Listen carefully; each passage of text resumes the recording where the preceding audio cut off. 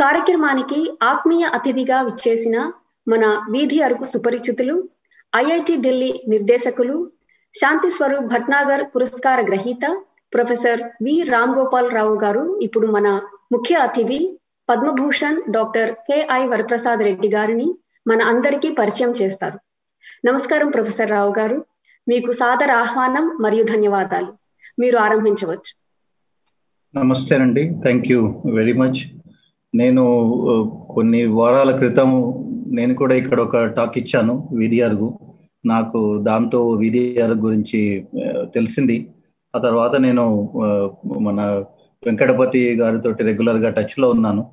So I'm very happy. ఈరోజు మనం వరప్రసాద్ రెడ్డి గారు వచ్చారు. నేను యాక్చువల్గా ఆయన వీడియోని ఆయన ఒక టీవీ ఛానల్కి ఒక ఇంటర్వ్యూ ఇచ్చాడు. అది 1.5 hours ఏమో ఉంది. అది దాన్ని నేను చూశాను ఎక్కడో యూట్యూబ్ ఛానల్లో. ఆ తర్వాత నేను దాన్ని షేర్ చేశాను నా సోషల్ మీడియా దాంట్లో నుంచి. సో చాలామందికి చాలా నచ్చింది అనమాట, చాలామంది చాలా ఇంప్రెస్ అయ్యారు. సో నేను మన వెంకటపతి గారికి why don't we invite Varaprasad Reddy garu to వీధి అరుగు ఆల్సో, ఎందుకంటే విలేజ్ లోపల ఇంగ్లీష్ రాని వాళ్ళందరికీ ఇది చాలా బాగుంటుంది అతని స్పీచ్ వింటానంటే. సో అలా ఈరోజు మనం వరప్రసాద్ రెడ్డి గారు మనతో ఉన్నారు, Shantha biotech fund founder. In fact IT టెక్నాలజీలో ఎలాగైతే ఇన్ఫోసిస్, నారాయణమూర్తి వాళ్ళ పేర్లు తీసుకుంటామో, ఇప్పుడు ఇండియా ఐటీ క్యాపిటల్ అని, వరల్డ్ క్యాపిటల్ ఐటీకి అని ఎందుకంటారా, వాళ్ళ వల్ల ఇలా అంటాము మనం, ఇన్ఫోసిస్, నారాయణమూర్తి లాగా. అలాగే ఈ బయోటెక్నాలజీకి వరప్రసాద్ రెడ్డి గారు ఆ లెవెల్లో వాళ్ళు. అతని వల్ల ఈరోజు మనం ఇండియా బయోటెక్నాలజీ లోపల ఒక ప్రముఖ స్థానం కలిగించగలిగింది. సో ఐ థింక్ ఆయన ఇంటర్వ్యూ చూస్తే నాకు కూడా చాలా ఇంట్రెస్టింగ్గా అనిపించింది. ఆయన వరప్రసాద్ రెడ్డి గారు ఆయన ఇంజనీరింగ్ చేశాడు ఎలక్ట్రానిక్స్లో. ఆయన అందరిలాగానే గవర్నమెంట్ ఉద్యోగాలతోటి స్టార్ట్ చేశాడు, డిఆర్డిఓలో పనిచేశాడు. ఆ తర్వాత ఏపీ ఇండస్ట్రియల్ డెవలప్మెంట్ బోర్డ్ లాంటి దాంట్లో పనిచేసి అక్కడ ఆ పని తీరు నచ్చక, అక్కడ మోసాలు రాజీ పడలేక అతను రాజీనామా చేశాడు వాటికి. అతనికి ఆ ఏపీ ఇండస్ట్రియల్ డెవలప్మెంట్ బోర్డులో ఐ థింక్ అక్కడ అతనికి స్టార్టప్స్, ఈ ఎంటర్ప్రినర్షిప్ వాటితోటి కొంచెం పరిచయం వచ్చింది. దాంతో అతను అక్కడ హైదరాబాద్ బ్యాటరీస్ని స్టార్ట్ చేశారు వాళ్ళంతా కలిసి. బట్ వేరే ప్రాబ్లమ్స్ వల్ల అక్కడ తాను రెయింబవళ్ళు కష్టపడి పైకి తీసుకొచ్చిన సంస్థ నుండి అతనికి బయటికి రావాల్సి వచ్చింది కొన్ని ఇయర్స్ తర్వాత. ఆ టైం లోపల నేను అతని ఇంటర్వ్యూలో చదివింది ఏంటంటే, అతను ఒకసారి యుఎస్కి వెళ్ళాడు, జెనీవా పర్యటనలో ఒకసారి వెళ్ళాడు అతను. అతను ఒక కాన్ఫరెన్స్కి వెళ్తే అక్కడ కూడా విదేశీయుడు దేశాన్ని తక్కువ చేసి కించపరిచి మాట్లాడిన మాటలు అతని మనస్సుని బాధించాయి. దాంతో అతను ఇండియాకు వచ్చి బయోటెక్నాలజీ రంగంలో ఏమైనా చేయాలని చెప్పి, అతనికి దాంట్లో ఏమీ ఇన్ఫర్మేషన్ ఏది లేదు, అతనికి ఎడ్యుకేషన్ ట్రైనింగ్ కూడా లేదు. అయినా కూడా అతను ఎంటర్ప్రినర్ స్పిరిట్ తోటి భారత్ బయోటెక్ని స్టార్ట్ చేశాడు. ఎంతో కష్ట నష్టాలకి, వ్యయ ప్రయాసాలకు, అవమానాలు, అవహేళనలు అవన్నీ దిగమింగి తనది కాని రంగంలో తనకంటూ ఒక గొప్ప స్థానాన్ని ఏర్పరచుకున్నాడు. సామాన్యులకు అందుబాటు లేకుండా ఉన్న హెపటైటిస్ వ్యాక్సిన్ని సృష్టించి ఎంతో మంది భారతీయుల ప్రాణాలతో పాటు అవహేళన చేసిన మాతృదేశాన్ని గేలి చేసిన ఆ వ్యక్తి దేశంతో సహా ఎన్నో దేశాల్లో లక్షల మంది ప్రాణాలని ఆయన కాపాడాడు. ఈరోజు మనం ఇండియాలో మన వ్యాక్సిన్లు ఉన్నాయంటే వాటన్నిటికీ అతను చేసిన ఆ వర్క్, అతను క్రియేట్ చేసిన ఎకో సిస్టమ్ అవన్నీ చాలా ఉపయోగపడుతున్నాయి. అతను శాస్త్రవేత్త, పారిశ్రామికవేత్త, వ్యాపారంతో పాటు సంగీత సాహిత్యాలలో కూడా చాలా ప్రవేశం ఉన్న బహుముఖ ప్రజ్ఞాశాలి. శాంత బయోటెక్ వ్యవస్థాపకుడు, managing director, Padma Bhushan awardee Shri Koduru Eswara Varaprasad Reddy గారు ఈరోజు మనను సంబోధిస్తారు. నేను కొల్లాపూర్ నుంచి వచ్చాను. కొల్లాపూర్ హైదరాబాద్ మహబూబ్నగర్ నుంచి ఏరియాలో ఉంటుంది. హైదరాబాద్ నుంచి ఒక 180 kilometers ఉంటుంది, కర్నూలు దగ్గర. సో నేను భారత్ బయోటెక్ గురించి విన్నాను, నేను ఎప్పుడు వరప్రసాద్ రెడ్డి గారిని కలవలేదు. సో నాకు ఆ ఇంటర్వ్యూ తర్వాత అతని వర్క్ మీద చాలా ఇంట్రెస్ట్ వచ్చింది.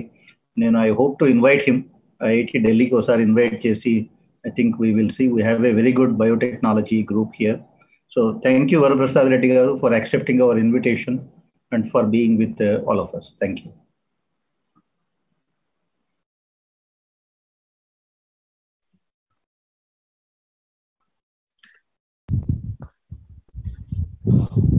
విజయ్ గారు,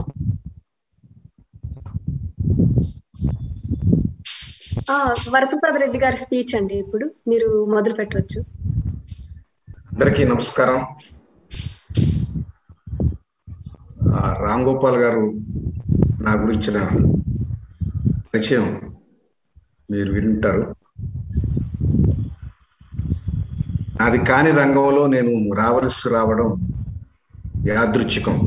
నేను గొప్ప విజన్తోనో లేకపోతే ఒక గొప్ప దేశభక్తితోనో దానికి ఒక వ్యాపార నిమిత్తంగా రాలేదు.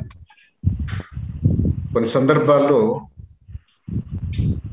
మామూలు మనుషులు కూడా కొన్ని సంఘటనలు అలా ఆ వైపు దారి తీస్తాయి. నేను నా విద్యార్థి దశలో ఏనాడు నెంబర్ 1 కాదు. చదువంటే ఇష్టం లేని మనిషిని, ఏదో వ్యవసాయం చేసుకుందాం అన్నటువంటి తపంలో ఉన్న మనిషిని మేనమా ప్రోద్బలంతో ఇంజనీరింగ్ చేయాల్సి వచ్చింది. ఇంజనీరింగ్ చేశాక కూడా నేను మా పల్లెటూరుకి వెళ్ళిపోయి వ్యవసాయం చేసుకుందాం అనుకున్నాను. మాది వ్యవసాయ కుటుంబం. అప్పుడు కూడా ఆయన వదలలేదు.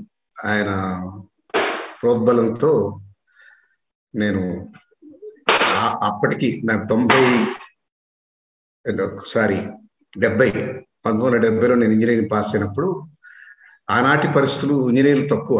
ఇంజనీరింగ్ కాలేజీలు 4 ఉన్నాయి. అవి కేవలం ప్రభుత్వ అధీనంలో ఉన్నటువంటి 4 ఇంజనీరింగ్ కాలేజీలు. ఇప్పుడు 640 ఇంజనీరింగ్ కాలేజీ ఉభయ తెలుగు రాష్ట్రాల్లో. అంటే మీరు అర్థం చేసుకోవచ్చు, ఆనాడు ఇంజనీర్ల కొరత చాలా ఉండేది. దేశం పునర్నిర్మాణ పరిస్థితిలో ఉంది. ఇంజనీర్ల అవసరం, నువ్వు తప్పనిసరిగా చదువుకున్న విద్యకి న్యాయం చేస్తూ నువ్వు ఉద్యోగం చేయాల్సిందే అని చెప్పని ఆయన పట్టుబడితే నేను ఆ రకంగా నాకు ఇష్టమైన రంగంలోకి వచ్చాను. సరే, అది పక్కన పెడితే ఎవరైనా కానీ ఆర్డినరీ పీపుల్ అని ఎక్స్ట్రాడినరీ పీపుల్ అని ఉండరు. అందరూ ఆర్డినరీ పీపులే. కొన్ని పరిస్థితులు, కొన్ని సంఘటనలు మనుషుల్ని, కొంతమందిని ప్రేరేపిస్తాయి. బహుశా నా సహనం తక్కువ ఉండొచ్చు. అందుకనే నేను 14 ఏళ్ళు ప్రభుత్వ సర్వీస్లో ఉండి నాకు నచ్చక, అంటే ఒక సెంట్రల్ గవర్నమెంట్లో 7 ఏళ్ళు, స్టేట్ గవర్నమెంట్లో 7 సంవత్సరాలు పనిచేసి అక్కడ జరుగుతున్నటువంటి వాటితో నేను రాజీ పడలేని తత్వం, అది ఒక రకంగా నెగిటివ్ అని అనుకుంటాం సమాజంలో. ఒక్కోసారి మంచి కూడా దారితీస్తుంది. ఏ ప్రవృత్తి లేకపోతే ఏ రకమైనటువంటి మనస్థితి టోటల్గా మనం దాన్ని నెగిటివ్గా తీసుకోలేం. ప్రతి ఒక్కటి ఏదో సందర్భంలో ఉపయోగపడుతుంది. నా అసహనమే శాంత బయోటెక్నిక్స్. అక్కడి నుంచి బయటకు వచ్చిన తర్వాత నేను హైదరాబాద్ బ్యాటరీస్లో కొంతకాలం ఉండడం, అక్కడ కూడా రాజీ పడలేకపోవడం, నేను అనుకున్నటువంటి నిబద్ధత అక్కడ కనపడలేదు. ఆ భాగస్వామి నుంచి విడిపోవాల్సి వచ్చింది. ఆ విడిపోయినప్పుడు మళ్ళీ తిరిగి నా మనస్సు మా ఊరి వైపే, వ్యవసాయం. కానీ చెప్పాను కదా, యాదృచ్ఛికంగా జరుగుతాయి కొన్ని సంఘటనలు. నేను మా కజిన్ని విజిట్ చేస్తూ యుఎస్లో, ఆయన ఎన్విరాన్మెంట్ ప్రొటెక్షన్ ఏజెన్సీలో సైంటిస్ట్, ఒకప్పుడు హైదరాబాద్లో ఎన్ఐఎల్లో పనిచేసిన వ్యక్తి, సైంటిస్టుగా. ఆయన WHO సెమినార్లో ప్రజెంట్ చేస్తున్నప్పుడు అక్కడ వెళ్ళినప్పుడు అక్కడ పరిస్థితులు, అక్కడ మాట్లాడుతున్నటువంటి ఈ వైట్ పీపుల్, అంటే WHO రిప్రజెంటేటివ్స్, అది ఆ సెమినారే WHO ఆర్గనైజ్ చేసింది, ఇంపాక్ట్ ఆఫ్ ఇమ్యునైజేషన్. ఆనాడు వాళ్ళ ప్రత్యేక పరిస్థితి ఏంటంటే హెపటైటిస్ బి అన్నది విపరీతంగా వ్యాపిస్తుంది. ప్రపంచ దేశాల్లో చైనా అగ్రస్థానంలో 50 మిలియన్ పీపుల్కి అఫెక్ట్ అయి ఉన్నారు. తర్వాత రెండవ స్థానం భారతదేశం 45 మిలియన్ పీపుల్ అని చెప్పారు. అంతటితో ఆ విషయం చెప్పితే సరిపోతుంది, కానీ వాళ్ళు మాట్లాడే తీరు, వాళ్ళు అన్పార్లమెంటరీ లాంగ్వేజ్లో కొంచెం దురుసుగా మాట్లాడినట్టే లెక్క.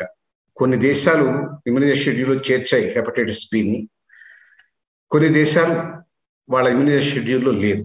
ఇమ్యూనైజేషన్ షెడ్యూల్లో పెట్టడం అంటే ప్రభుత్వమే బాధ్యత వహించి పుట్టిన ప్రతి బిడ్డకి మిగతా వ్యాక్సిన్ ఇచ్చినట్టుగా ఇది కూడా ఇవ్వాలి. అప్పటికి డిపిటి ఇచ్చేవాళ్ళు, బీసీజీ ఇచ్చేవాళ్ళు, ఎంఎంఆర్ ఇచ్చేవాళ్ళు. ఆ పరంపరలో హెపటైటిస్ బి కూడా చేర్చమని WHO మ్యాండేట్. 70 దేశాల దాకా చేసాయి సంపన్న దేశాలకు.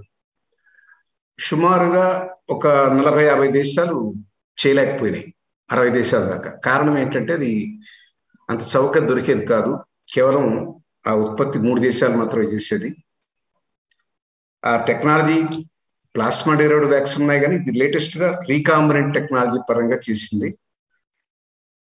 అది ఆ టెక్నాలజీ కేవలం 3 దేశాలకే పరిమితమైంది కాబట్టి దాని ఖరీదు కూడా చాలా ఎక్కువ. ఆ ఖరీదు ఇవాళకి సంపన్న దేశాలు ఎక్కువే. మన భారతదేశం ఆ ఖరీదు తట్టుకోలేక ఇంపోర్ట్ చేసుకోవడానికి కూడా తగినన్ని ఫారిన్ ఎక్స్చేంజ్ రిజర్వ్స్ లేక వాళ్ళు చేయలేదు, ఇమ్యూనైజేషన్ షెడ్యూల్ చేర్చలేదు. చేర్చకపోయినందువల్ల ఆ WHO డెలిగేట్ వాళ్ళ ఆఫీస్ నుంచి వచ్చిన వాళ్ళు, these people come with a begging bowl for subsidized vaccines. How long we have to protect them? They don't care for their children and they don't listen to us. If this is the case, we will not give any support for any health programs to these countries if they don't implement it by 1997 అని ఒక mandate ఇచ్చారు.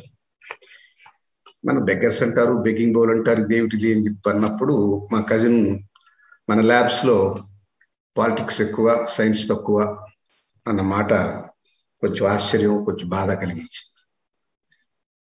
సరే, అది నా subject కాదు, నాకు తెలియదు. Recombinant DNA అని పలకడానికి కూడా నోరు తిరగనట్టు ఉంటుంది. అసలు హెపటైటిస్ బి మాటే ఫస్ట్ టైం వినడం. ఆ రోజుల్లో ఈ రోజులాగా కమ్యూనికేషన్ వ్యవస్థ పటిష్టంగా లేదు. వెంటనే సెల్ ఫోన్ తీసుకొని రింగ్ చేయడానికి అవకాశం లేదు. పెద్ద ప్రయత్నం మీద కాల్ చేస్తే స్నేహితులు, డాక్టర్ స్నేహితులను అడిగితే, అవును హెపటైటిస్ బి ఉంది, కానీ మనకు పెద్ద మన దేశంలో అరించి పట్టించుకునే వాళ్ళు ఎవరు లేరు. అది నిజానికి పిల్లలకే కాదు, సర్జన్స్ కూడా వేసుకోవాలి. But because it is not available that easily, even if it is available it is very costly. మేము as a surgeon I wear double gloves and go to operation theatre చెప్పన్న విషయం విన్నాను నేను. సరే, ఇది ఏదో విశేషంగా ఉంది, దీని గురించి చెప్పాలి మన దేశంలో అని చెప్పి అనుకొని నేను అమెరికా నుంచి వచ్చి, ఆనాటికి ఒక మంచి పేరుగాంచినటువంటి డాక్టర్ అంజిరెడ్డి గారు, ఆయన రెడ్డి ల్యాబ్స్ ప్రారంభించినారు. ఈ suppose to be stalwart in pharmaceutical line. ఆయన పరిచయం ఉంది కాబట్టి, ఏమంటే ఇలా ఇతర దేశాల్లో మన గురించి ఇలా చెడ్డగా అనుకుంటున్నారు, మీరు ఏమైనా చేయండి అంటే, అది బయోటెక్నాలజీ బేస్డ్ వ్యాక్సిన్, మనం ఇప్పట్లో చేయలేము, చాలా టైం పడుతుందని ఆయన వదిలేశారు. అంటే మీరు don't get emotional, let them talk what they want, but we know what it is. Biotech based vaccines చేయడం కష్టం. అసలు బయోటెక్నాలజీ మనకు ఇంకా అవగాహన సరిగా లేదు, ఇట్ మే టేక్ టైం అని చెప్పన్నారు. నాకు అంత తృప్తికరంగా అనిపించక, నాకు నా మనసులో my ignorance is my bliss. బహుశా ఆయనంతగా నేను చదువుకోలేదు ఆ సబ్జెక్ట్, లైఫ్ సైన్సెస్. నేను చదువుకుంది ఎలక్ట్రానిక్స్. ఇలా అంటారు ఏమిటి, మన హైదరాబాద్లో CCMB ఉంది కదా, వాళ్ళు చేసేది జీవశాస్త్రమే కదా. మన హైదరాబాద్ సెంట్రల్ యూనివర్సిటీ చాలా famous for this life sciences. ఢిల్లీలో NII ఉంది కదా, పూనాలో NIV ఉంది కదా, నేషనల్ ఇన్స్టిట్యూట్ ఆఫ్ వైరాలజీ. ఇన్ని ఇన్స్టిట్యూట్స్ ఉన్నాయి, మరి లేకపోవడం ఏంటి బయోటెక్నాలజీ? కాకపోతే ఎవరు బయోటెక్నాలజీ అంటే బయోటెక్ బేస్డ్ ఫర్మ్ అంటూ లేదు, ఫార్మస్యూటికల్ ఫర్మ్ లేదు, బయోఫార్మా ఆనాటికి లేదు. అది వారి ఉద్దేశం, అంజిరెడ్డి గారి ఉద్దేశం. వారికి తెలుసు కాబట్టి ఆ సబ్జెక్టు, ఆయన దాని మీద కూలంకషంగా ఒక నిర్ణయానికి వచ్చారు. ఇప్పట్లో కాదు ఇది, నాకు తెలియదు కాబట్టి మనం ఎందుకు చేయకూడదు అన్నట్టు ఒక రకమైన ఎంటర్ప్రెన్యూరియల్ జీన్. ఇక్కడ ఒక విషయం చెప్పాలి, కొంతమంది ఎవరైనా కానీ they start as entrepreneur, after some time they become industrialist. కొంతమంది మారరు. నాలాంటి వాళ్ళు మూర్ఖులు ఎంటర్ప్రెనర్స్ గానే మిగిలిపోతారు. ఎంటర్ప్రెనర్ గా మిగిలిన వాడికి ఎప్పుడూ అజ్జీలు ఉంటుంది, ఏదో చేయాలి చేయాలి చేయాలి, ఇది ఏమవుతుందో అన్న భయం ఉంటుంది. రిస్క్ తీసుకోవడం అనేది వాడికి సరదా. ఇండస్ట్రియలిస్ట్ కాగానే ఇండస్ట్రీ అయ్యాడంటే అర్థం ఏంటంటే అతను ఆ ప్రాథమిక దశ దాటి కొంత సంపన్నుడు అవుతాడు, పేరు ప్రతిష్ట వస్తాయి, ఆయనకు ఒక పెద్ద వ్యవస్థ ఏర్పడుతుంది, చాలా మందికి ఉద్యోగాలు ఇచ్చుంటాడు. తన సంస్థలో ఒక 1000 మందో 10,000 మందో మనకు తెలియదు ఉద్యోగాలు చేసేవాళ్ళు ఉంటారు. ఆయనకు ఒక టర్న్ ఓవర్ ఉంది, దానికి ఒక ప్రాఫిట్ ఉంది, ఆయనకు ప్రతిష్ట ఉంది, పేరుంది. ఆయన ఫెయిల్ కావడానికి ఇష్టపడ్డు. ఎంటర్ప్రెనర్ వాడికి అది ఉండదు. వాడు ఎప్పుడు తోకలేనటువంటి కోతే, ఏదో చేద్దాం అని తపన. అతను పోయేది కూడా ఏముండదు. He didn't gain any mass. దెబ్బతినేది ఎవరంటే కొండెక్కిన వాడు అక్కడి నుంచి పడితే దెబ్బ, నేల మీద ఉన్నవాడు పడితే ఏముంది దెబ్బ, కొండ మించి పడితే కాలు వెళ్ళిపోతుంది, ప్రాణమే పోవచ్చు. నేల మీద ఉన్నవాడికి, ఎంటర్ప్రెనర్ గా ఉండిపోయిన వాడికి పోయేదంటూ ఏముండదు. కాబట్టి వాడు రిస్క్ తీసుకునేటటువంటి ఆ తత్వం కొనసాగుతుంది. సో ఎవరు చేయకపోతే, నేను ఇప్పుడు అంజిరెడ్డి గారు కాదన్నప్పుడు ఇంటాస్ అని ఇంకొక కంపెనీ కూడా ప్రస్తావించాను. వాళ్ళు కూడా ఇదే మాట అన్నారు, బయోటెక్నాలజీ అన్నది ఇంకా ఇండియాలో ఆ పరిస్థితి లేదు, టేక్స్ టైం అన్నారు. ఇప్పుడు తొందరపడడానికి వీల్లేదు, మనకు దాని మీద అవగాహన ఇంకా రాలేదు అన్నారు. ఆశ్చర్యం వేసింది. ఎవరు చేయకపోతే నేనే చేద్దాం అనుకొని దిగాను. ఇది చెప్పే ముందు ఒక మాట చెప్పాలి. ఆనాటికి అంజిరెడ్డి గారు కానీ ఇంటాస్ కానీ వద్దని ఎందుకన్నారంటే, ఇది ఫార్మాస్యూటికల్ రంగం, వ్యాక్సిన్ అనేది ఆ పరిధిలోకి వస్తుంది. ఇది ఏ సబ్బుబేళ్ళలో టూత్ పేస్టో కాదు, ఒక అప్పుడే పుట్టిన బిడ్డకి శరీరంలోకి వెళ్ళేది కాబట్టి తప్పనిసరిగా దానికి ఒక రెగ్యులేటరీ సిస్టమ్ ఉంటుంది. వివిధ దశల్లో ఆ వ్యాక్సిన్ లేకపోతే ఆ ఫార్మాస్యూటికల్ ప్రోడక్ట్ టెస్ట్ చేసి ఆమోదించి దానికి లైసెన్స్ ఇస్తారు. అంటే ప్రభుత్వంలోనే దానికి సంబంధించినటువంటి ఒక వ్యవస్థ, దీన్ని క్షుణ్ణంగా అధ్యయనం చేసినటువంటి వ్యవస్థ ఉండాలి. దాన్ని drug control general of India అంటారు. ఆయన దగ్గర ముందు అనుమతి తీసుకోవాలి. మేము ఇట్లా ప్రోడక్ట్ చేయబోతున్నాం, దానికి మేము చేస్తున్నటువంటి టెస్టింగ్ ఇది, ప్రోటోకాల్స్ అని ఇవ్వాలి, విధి విధానాలు. దాన్ని యాక్సెప్ట్ చేసేదానికి కొన్ని నామ్స్ ఉంటాయి. ఏ దశల్లో దాన్ని టెస్ట్ చేయాలి, ఆ ఫలితాలను వాళ్ళకి ఎప్పుడు చూపించాలి, వాళ్ళ దగ్గర అనుమతి పొంది మళ్ళీ 2వ దశకు వెళ్ళడం, 2వ దశ నుంచి 3వ దశకు వెళ్ళడం, ఇలా వివిధ దశల్లో అది మనం ప్రోడక్ట్ డెవలప్మెంట్ వాళ్ళకి చెప్తూ రావాలి. క్లినికల్ ట్రయల్స్ కానీ ఇప్పుడు కొంత సరళీకృతం చేసి ప్రీ క్లినికల్ వరకు మీరు ఏమి చెప్పక్కర్లేదు, మీరు లైసెన్స్ తెచ్చుకుంటే ఇండస్ట్రీస్ డిపార్ట్మెంట్ ఇచ్చి మా దశ మా ప్రమేయం ఎప్పుడు వస్తుందంటే మీరు ప్రీ క్లినికల్ స్టేజ్కి వచ్చినప్పుడు వస్తుంది అంటున్నారు. కానీ ఆనాడు నేను చెప్పేది 91 సెప్టెంబర్ 92 ఆ టైంలో అనేక అనుమతులు వాళ్ళ క్లియరెన్స్లు కావాల్సి వచ్చాయి. అవన్నీ చూస్తే ఏమీ లేవు. నేను మినిస్టర్ ఆఫ్ హెల్త్కి వెళ్ళి అడిగాను, నేను వ్యాక్సిన్ చేయాలనుకున్నాను కదా, పక్కన నవ్వారు. ఏమిటి వ్యాక్సిన్? ఆ వ్యాక్సిన్ ఇప్పుడు ఇండియాలో డెవలప్ చేసినట్టు ఏమీ లేదు. ఇప్పుడు వాడుతున్నటువంటి డిపిటీ కానీ, ఎంఎంఆర్ కానీ, విసిజీ కానీ, అప్పటికి ఆ 3 వ్యాక్సిన్స్ ఉన్నాయి. ఇవన్నీ మనం నెదర్లాండ్స్ నుంచి ఇంపోర్ట్ చేసుకుంటాం. అక్కడ ఒక ఇన్స్టిట్యూట్ ఉంది, ఆర్ఐవి అని. వాళ్ళు టెక్నాలజీ ఇస్తే మన వాళ్ళు ప్రొడ్యూస్ చేస్తున్నారు. అప్పుడు హైదరాబాద్లో ఉన్నది బయలాజికల్ ఈవాన్స్, అది 75 ఏళ్ల సంస్థ. వాళ్ళకి టెక్నాలజీ ఇచ్చారు, వాళ్ళు చేస్తున్నారు. పూనాలో సీరం ఇన్స్టిట్యూట్ ఉంది, వాళ్ళు ఆ లైసెన్స్ కొన్నారు, చేస్తున్నారు. కొన్ని సందర్భాల్లో బల్క్ ఇంపోర్ట్ చేసి ఫిల్లింగ్ చేసి అమ్మేవాళ్ళు కొన్ని సంస్థలు. ఈ రకంగా ఎవరు డెవలప్ అంటూ ఏది వ్యాక్సిన్ డెవలప్ చేయలేదు. నువ్వేదో కొత్తగా వ్యాక్సిన్ డెవలప్మెంట్ అంటున్నావు, అందులో ఈ బయోటెక్ బేస్డ్ వ్యాక్సిన్ చేయడానికి ఎవరికి ఇక్కడ అనుభవం లేదు, అందులో మీ బ్యాక్గ్రౌండ్ చూస్తే ఎలక్ట్రానిక్స్ అని కొంత నిరుత్సాహపరిచారు. అప్పుడు కొత్తగా ఏర్పడినటువంటి డిపార్ట్మెంట్ ఆఫ్ బయోటెక్నాలజీకి వెళ్ళి అడిగినప్పుడు వాళ్ళు కూడా ఈ రకమైనటువంటి ఆక్షేపణే. మొదటి 1-2 మీటింగ్స్ ఒక రకమైనటువంటి వాతావరణం జరిగినాయి. 3వ మీటింగ్ నాకు అవకాశం కూడా ఇవ్వలేదు, మీరు రావద్దు అన్నారు. అంటే నేను అడిగింది వాళ్ళని, దీని విధి విధానాలు ఏమైనా ఉన్నాయా మీ దగ్గర, ఎలా టెస్ట్ చేయాలో చెప్పండి అని. వాళ్ళ దగ్గర ప్రోటోకాల్స్ లేవు. మనకు ఫార్మకోపియా అని ఒకటి ఉంటుంది. ఆ ఫార్మకోపియాలో ప్రతి ప్రోడక్ట్ సంబంధించిన స్పెసిఫికేషన్స్ దాంట్లో ఉంటాయి. ఆ Indian pharmacopoeia, US pharmacopoeia, USP అని ఉంటుంది మన మందుల మీద, లేదా ఐఎస్పి అని ఉంటుంది.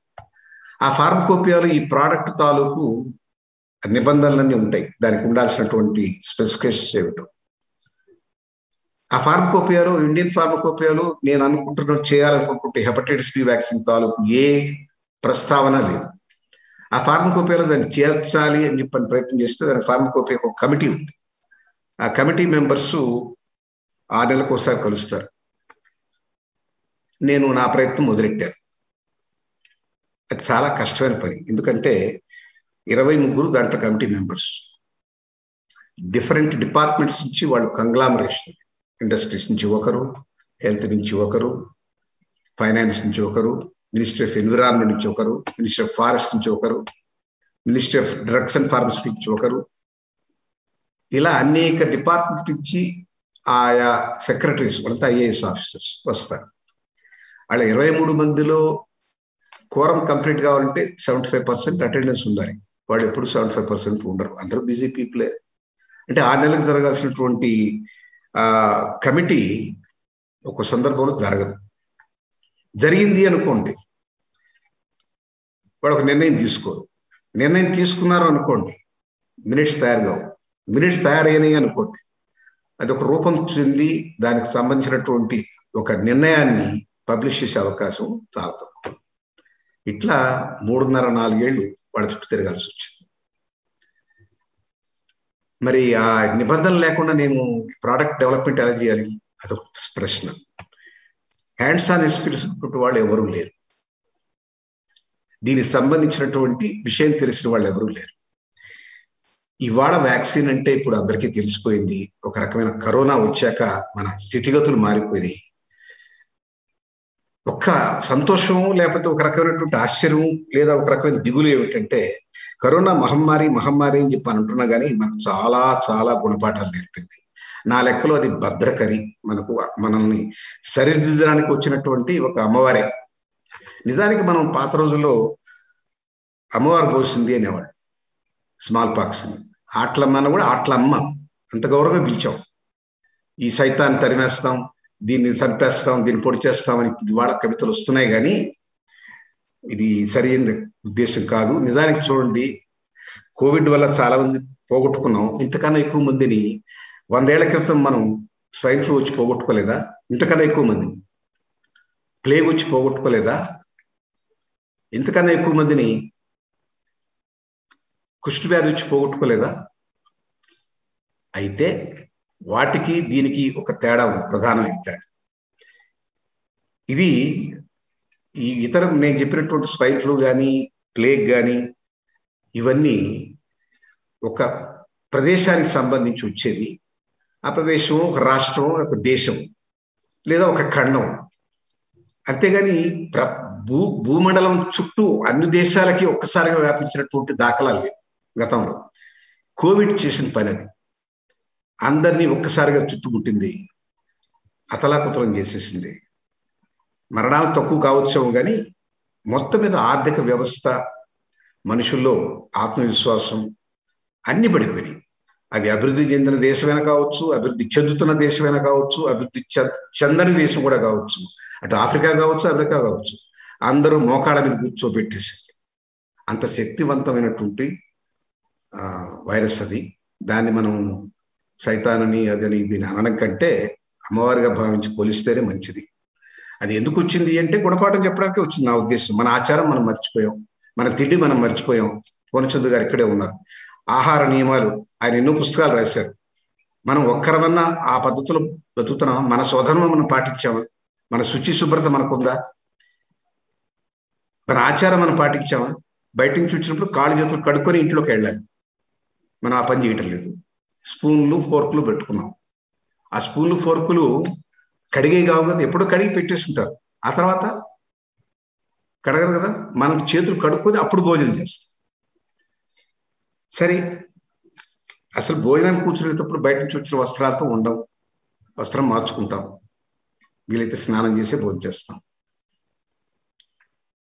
మన వంటకాలు మన వంటశాలే ఔషధశాల అని చెప్తారు ఆయన ఇటీవల పుస్తకం కూడా రాశారు.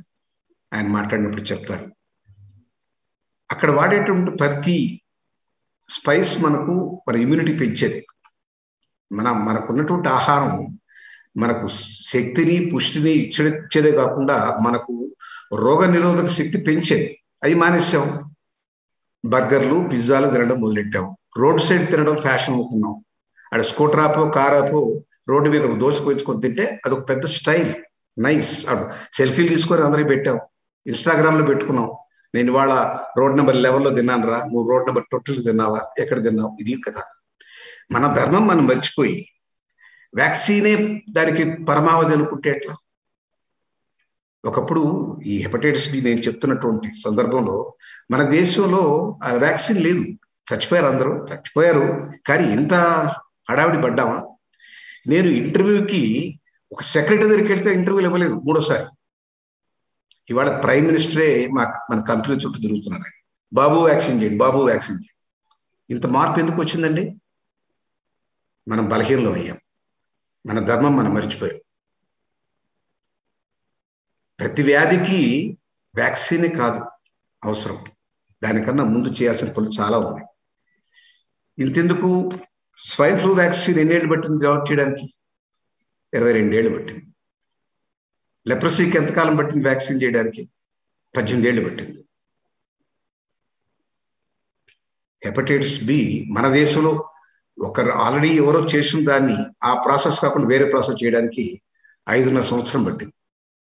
6 నెలల్లో వ్యాక్సిన్ వస్తుందా? ఇప్పుడు వచ్చిన వ్యాక్సిన్లు 6 నెలల్లో వచ్చినాయి, లేదా 1 yearలో వచ్చినాయి. ఇది అత్యయిక పరిస్థితుల్లో హడావిడిగా తయారు చేసినట్టు వ్యాక్సిన్. మనకు ఇప్పుడు సాంకేతికత పెరిగి ఉండొచ్చు, నేను కాదను. అప్పటికన్నా ఇప్పుడు ఆర్టిఫిషియల్ ఇంటెలిజెన్స్ ఉంది, స్క్రీనింగ్ ప్రాసెస్ వేగవంతమైంది. ఒకనాడు మనం అన్ని కేవలం మానవ మేధతో వాటిని స్క్రీన్ చేసి ఈ కాంపౌండ్ పనికొస్తే ఆ కాంపౌండ్ పనికొస్తే అని చూసి సెగ్రిగేట్ చేయడంలో 1000 కాంపౌండ్స్ స్క్రీన్ చేయడానికి మనకు తగినంత సమయం పట్టేది.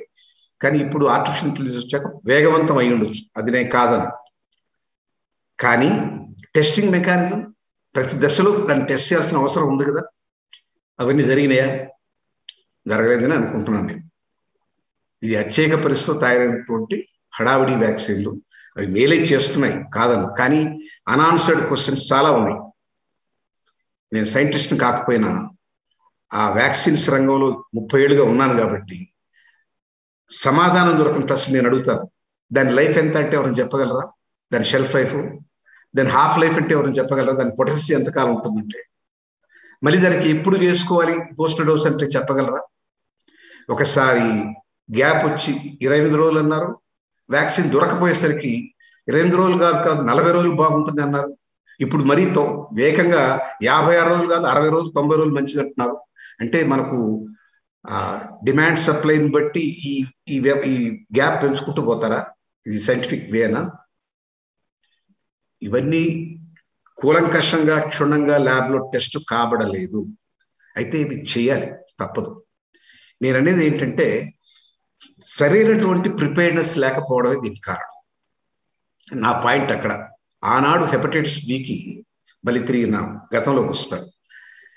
ఫార్మకోపియాలో దాని స్పెసిఫికేషన్స్ లేవు. బ్యాంక్కి వెళ్ళి బాబు నేను ఈ ప్రాజెక్ట్ చేయాలరా నాయన అంటే, నువ్వు హెపటైటిస్ బి మేము ఎప్పుడు వెళ్ళలేదు, పారాసెటమాల్ చేయి మేము డబ్బిస్తాం. ఇవన్నీ అసలు ఎందుకండి మీ ఎలక్ట్రానిక్స్ వాళ్ళు? మీరేదైనా ఇంకేదైనా చేయండి, పోనీ మీకు వేరే రంగంలో రావాలనుకున్నాను, సిమెంట్ ఫ్యాక్టరీ పెట్టండి, చాలా సిమెంట్ డిమాండ్ ఉంది. మీరు రీరోలింగ్ మిల్ పెట్టుకోండి, స్టీల్ మిల్లు, మేము లోన్ ఇస్తాం. అవి కాదయ్యా నా ఉద్దేశం, నేను వ్యాపారం కోసం కాదు ఈ వ్యాక్సిన్ చేయాలని అంటే, ఈ వ్యాక్సిన్ ఇప్పుడు మేము వెళ్ళలేదు. ప్రెసిడెన్స్ గవర్నమెంట్లో ఒక డర్టీ వర్డ్ వచ్చి ప్రెసిడెన్స్, ఆ ప్రెసిడెన్స్ అన్ని వాడేస్తారు. ఎవరు చేసిన దాఖలా లేవు, ఎవరు చేసినట్టు ప్రెసిడెన్స్ లేదు కాబట్టి మీకు దీని మీద లోన్ ఇవ్వరు. సిమెంట్ కంపెనీలు చాలా వచ్చినాయి, మాకు ప్రెసిడెన్స్ ఇస్తాం. మీరు మ్యారేజ్ బ్యూరోకి వెళ్ళి నేను పెళ్లి చేసుకోవాలంటే ప్రెసిడెన్స్ ఉందా అని అడిగినట్టుంది. ఇలాంటి ఇంకొకటి చెప్పాలి, నేను అప్పుడు ఆ రోజుల్లో లైసెన్స్ రాజు, ఇప్పుడు కూడా లైసెన్స్ ఉందనుకోండి, కాకపోతే లైసెన్స్ రాజు తీసేసామని మాత్రం ప్రగల్భాలు చెప్తారు మన రాజకీయ నాయకులు. ఏవి లైసెన్స్ రాజు కంటిన్యూ అవుతూనే ఉంది. నేను అప్లికేషన్ పెట్టాలి, ఇన్ని డోసులు తయారు చేయాలి. పెడితే ఎవరికి? మినిస్ట్రీ ఆఫ్ ఇండస్ట్రీలో వివిధ శాఖల నుంచి వస్తాయి వాళ్ళకి అప్లికేషన్స్ లైసెన్స్ కోసం. కొంతమంది ట్రాక్టర్స్ చేసేవాళ్ళు, కొంతమంది ఏదో ఫార్మస్యూటికల్స్ చేసేవాళ్ళు, కొంతమంది స్టీల్ కంపెనీలు పెట్టేవాళ్ళు, కొంతమంది చేనేత వస్త్రాలు లేదా మిల్స్, క్లాత్, కెమికల్స్, పెయింట్స్, ఇన్ని రంగాల నుంచి అప్లికేషన్స్ వెళ్తాయి. అదంతా సెంట్రలైజ్డ్ వ్యవస్థ, ఇండస్ట్రీస్ డిపార్ట్మెంట్. నేను నా వ్యాక్సిన్కి genetically engineered hepatitis B vaccine అని నామకరణం చేసి దాని లైసెన్స్ కోసం అప్లై చేశాను. అప్లై చేసింది నా లెక్క ఏమిటి, 100 మిలియన్ డోసెస్ అప్లై చేద్దాం అనుకున్నాను. 100 మిలియన్ రావడానికి కారణం ఏమిటి? మన దేశ జనాభా ఆ రోజుల్లో ఎవ్రీ ఇయర్ 22 మిలియన్ బేబీస్ వచ్చేవారు కొత్తగా. అంటే ఒక ఆస్ట్రేలియా ప్రతి సంవత్సరం 22 మిలియన్ బేబీస్కి 3 డోసెస్ ఇవ్వాలంటే 66 మిలియన్. బ్యాక్లాగ్ ఉంది కదా, కొంతమంది పిల్లలకి వ్యాక్సిన్ లేదు కదా, వాళ్ళకి కూడా ఇవ్వాలి కాబట్టి 100 మిలియన్ అప్లికేషన్ పెట్టారు. ఈ genetical engineered hepatitis B vaccine రాసిన తర్వాత ఇంజనీరింగ్ అనే మాట కనపడి అది ఇంజనీరింగ్ డిపార్ట్మెంట్కి వెళ్ళిపోయింది. ఎక్కడైతే లేత్స్, ట్రక్స్, మోటార్స్ తయారు చేస్తారో ఆ డిపార్ట్మెంట్కి వెళ్ళింది. నాకు ఎంతకి సమాధానం రాదు. 2వ అప్లికేషన్ పెట్టాను, 3వ అప్లికేషన్ పెట్టాను. చివరికి నేను ఢిల్లీకి వెళ్ళి వెతుక్కుంటే ఒక ఆయన ఎవరు బాగా ఆలోచించి మీ అప్లికేషన్ డూప్లికేట్ చూపిస్తానంటే చూసి, ఓహో మీరు ఇంజనీరింగ్ అని రాశారు కాబట్టి ఇంజనీరింగ్ డిపార్ట్మెంట్ ఉంటుందేమో అని వెళ్ళి అక్కడ చూశాడు. అక్కడ ఉంది అప్లికేషన్. అంటే 92 నాటికి మన దేశంలో అవగాహన ఏ పద్ధతిలో ఉంది అంటే, మనకు సైంటిస్ట్ తక్కువ కాదు, మనకు సైంటిస్టులకు కొరత లేదు, చాలా మేధావంతులు ఉన్నారు. 40 CSR ల్యాబొరేటరీస్ ఉన్నాయి ఈ దేశంలో. ప్రభుత్వం నడుపుతుంది వాటిని. ఆ CSR ల్యాబొరేటరీలో కోవలోదే మన CCMB కానీ RR ల్యాబ్స్ దాని పేరు మార్చారు, దాన్ని IECT అంటారు, Indian institute of chemical technology.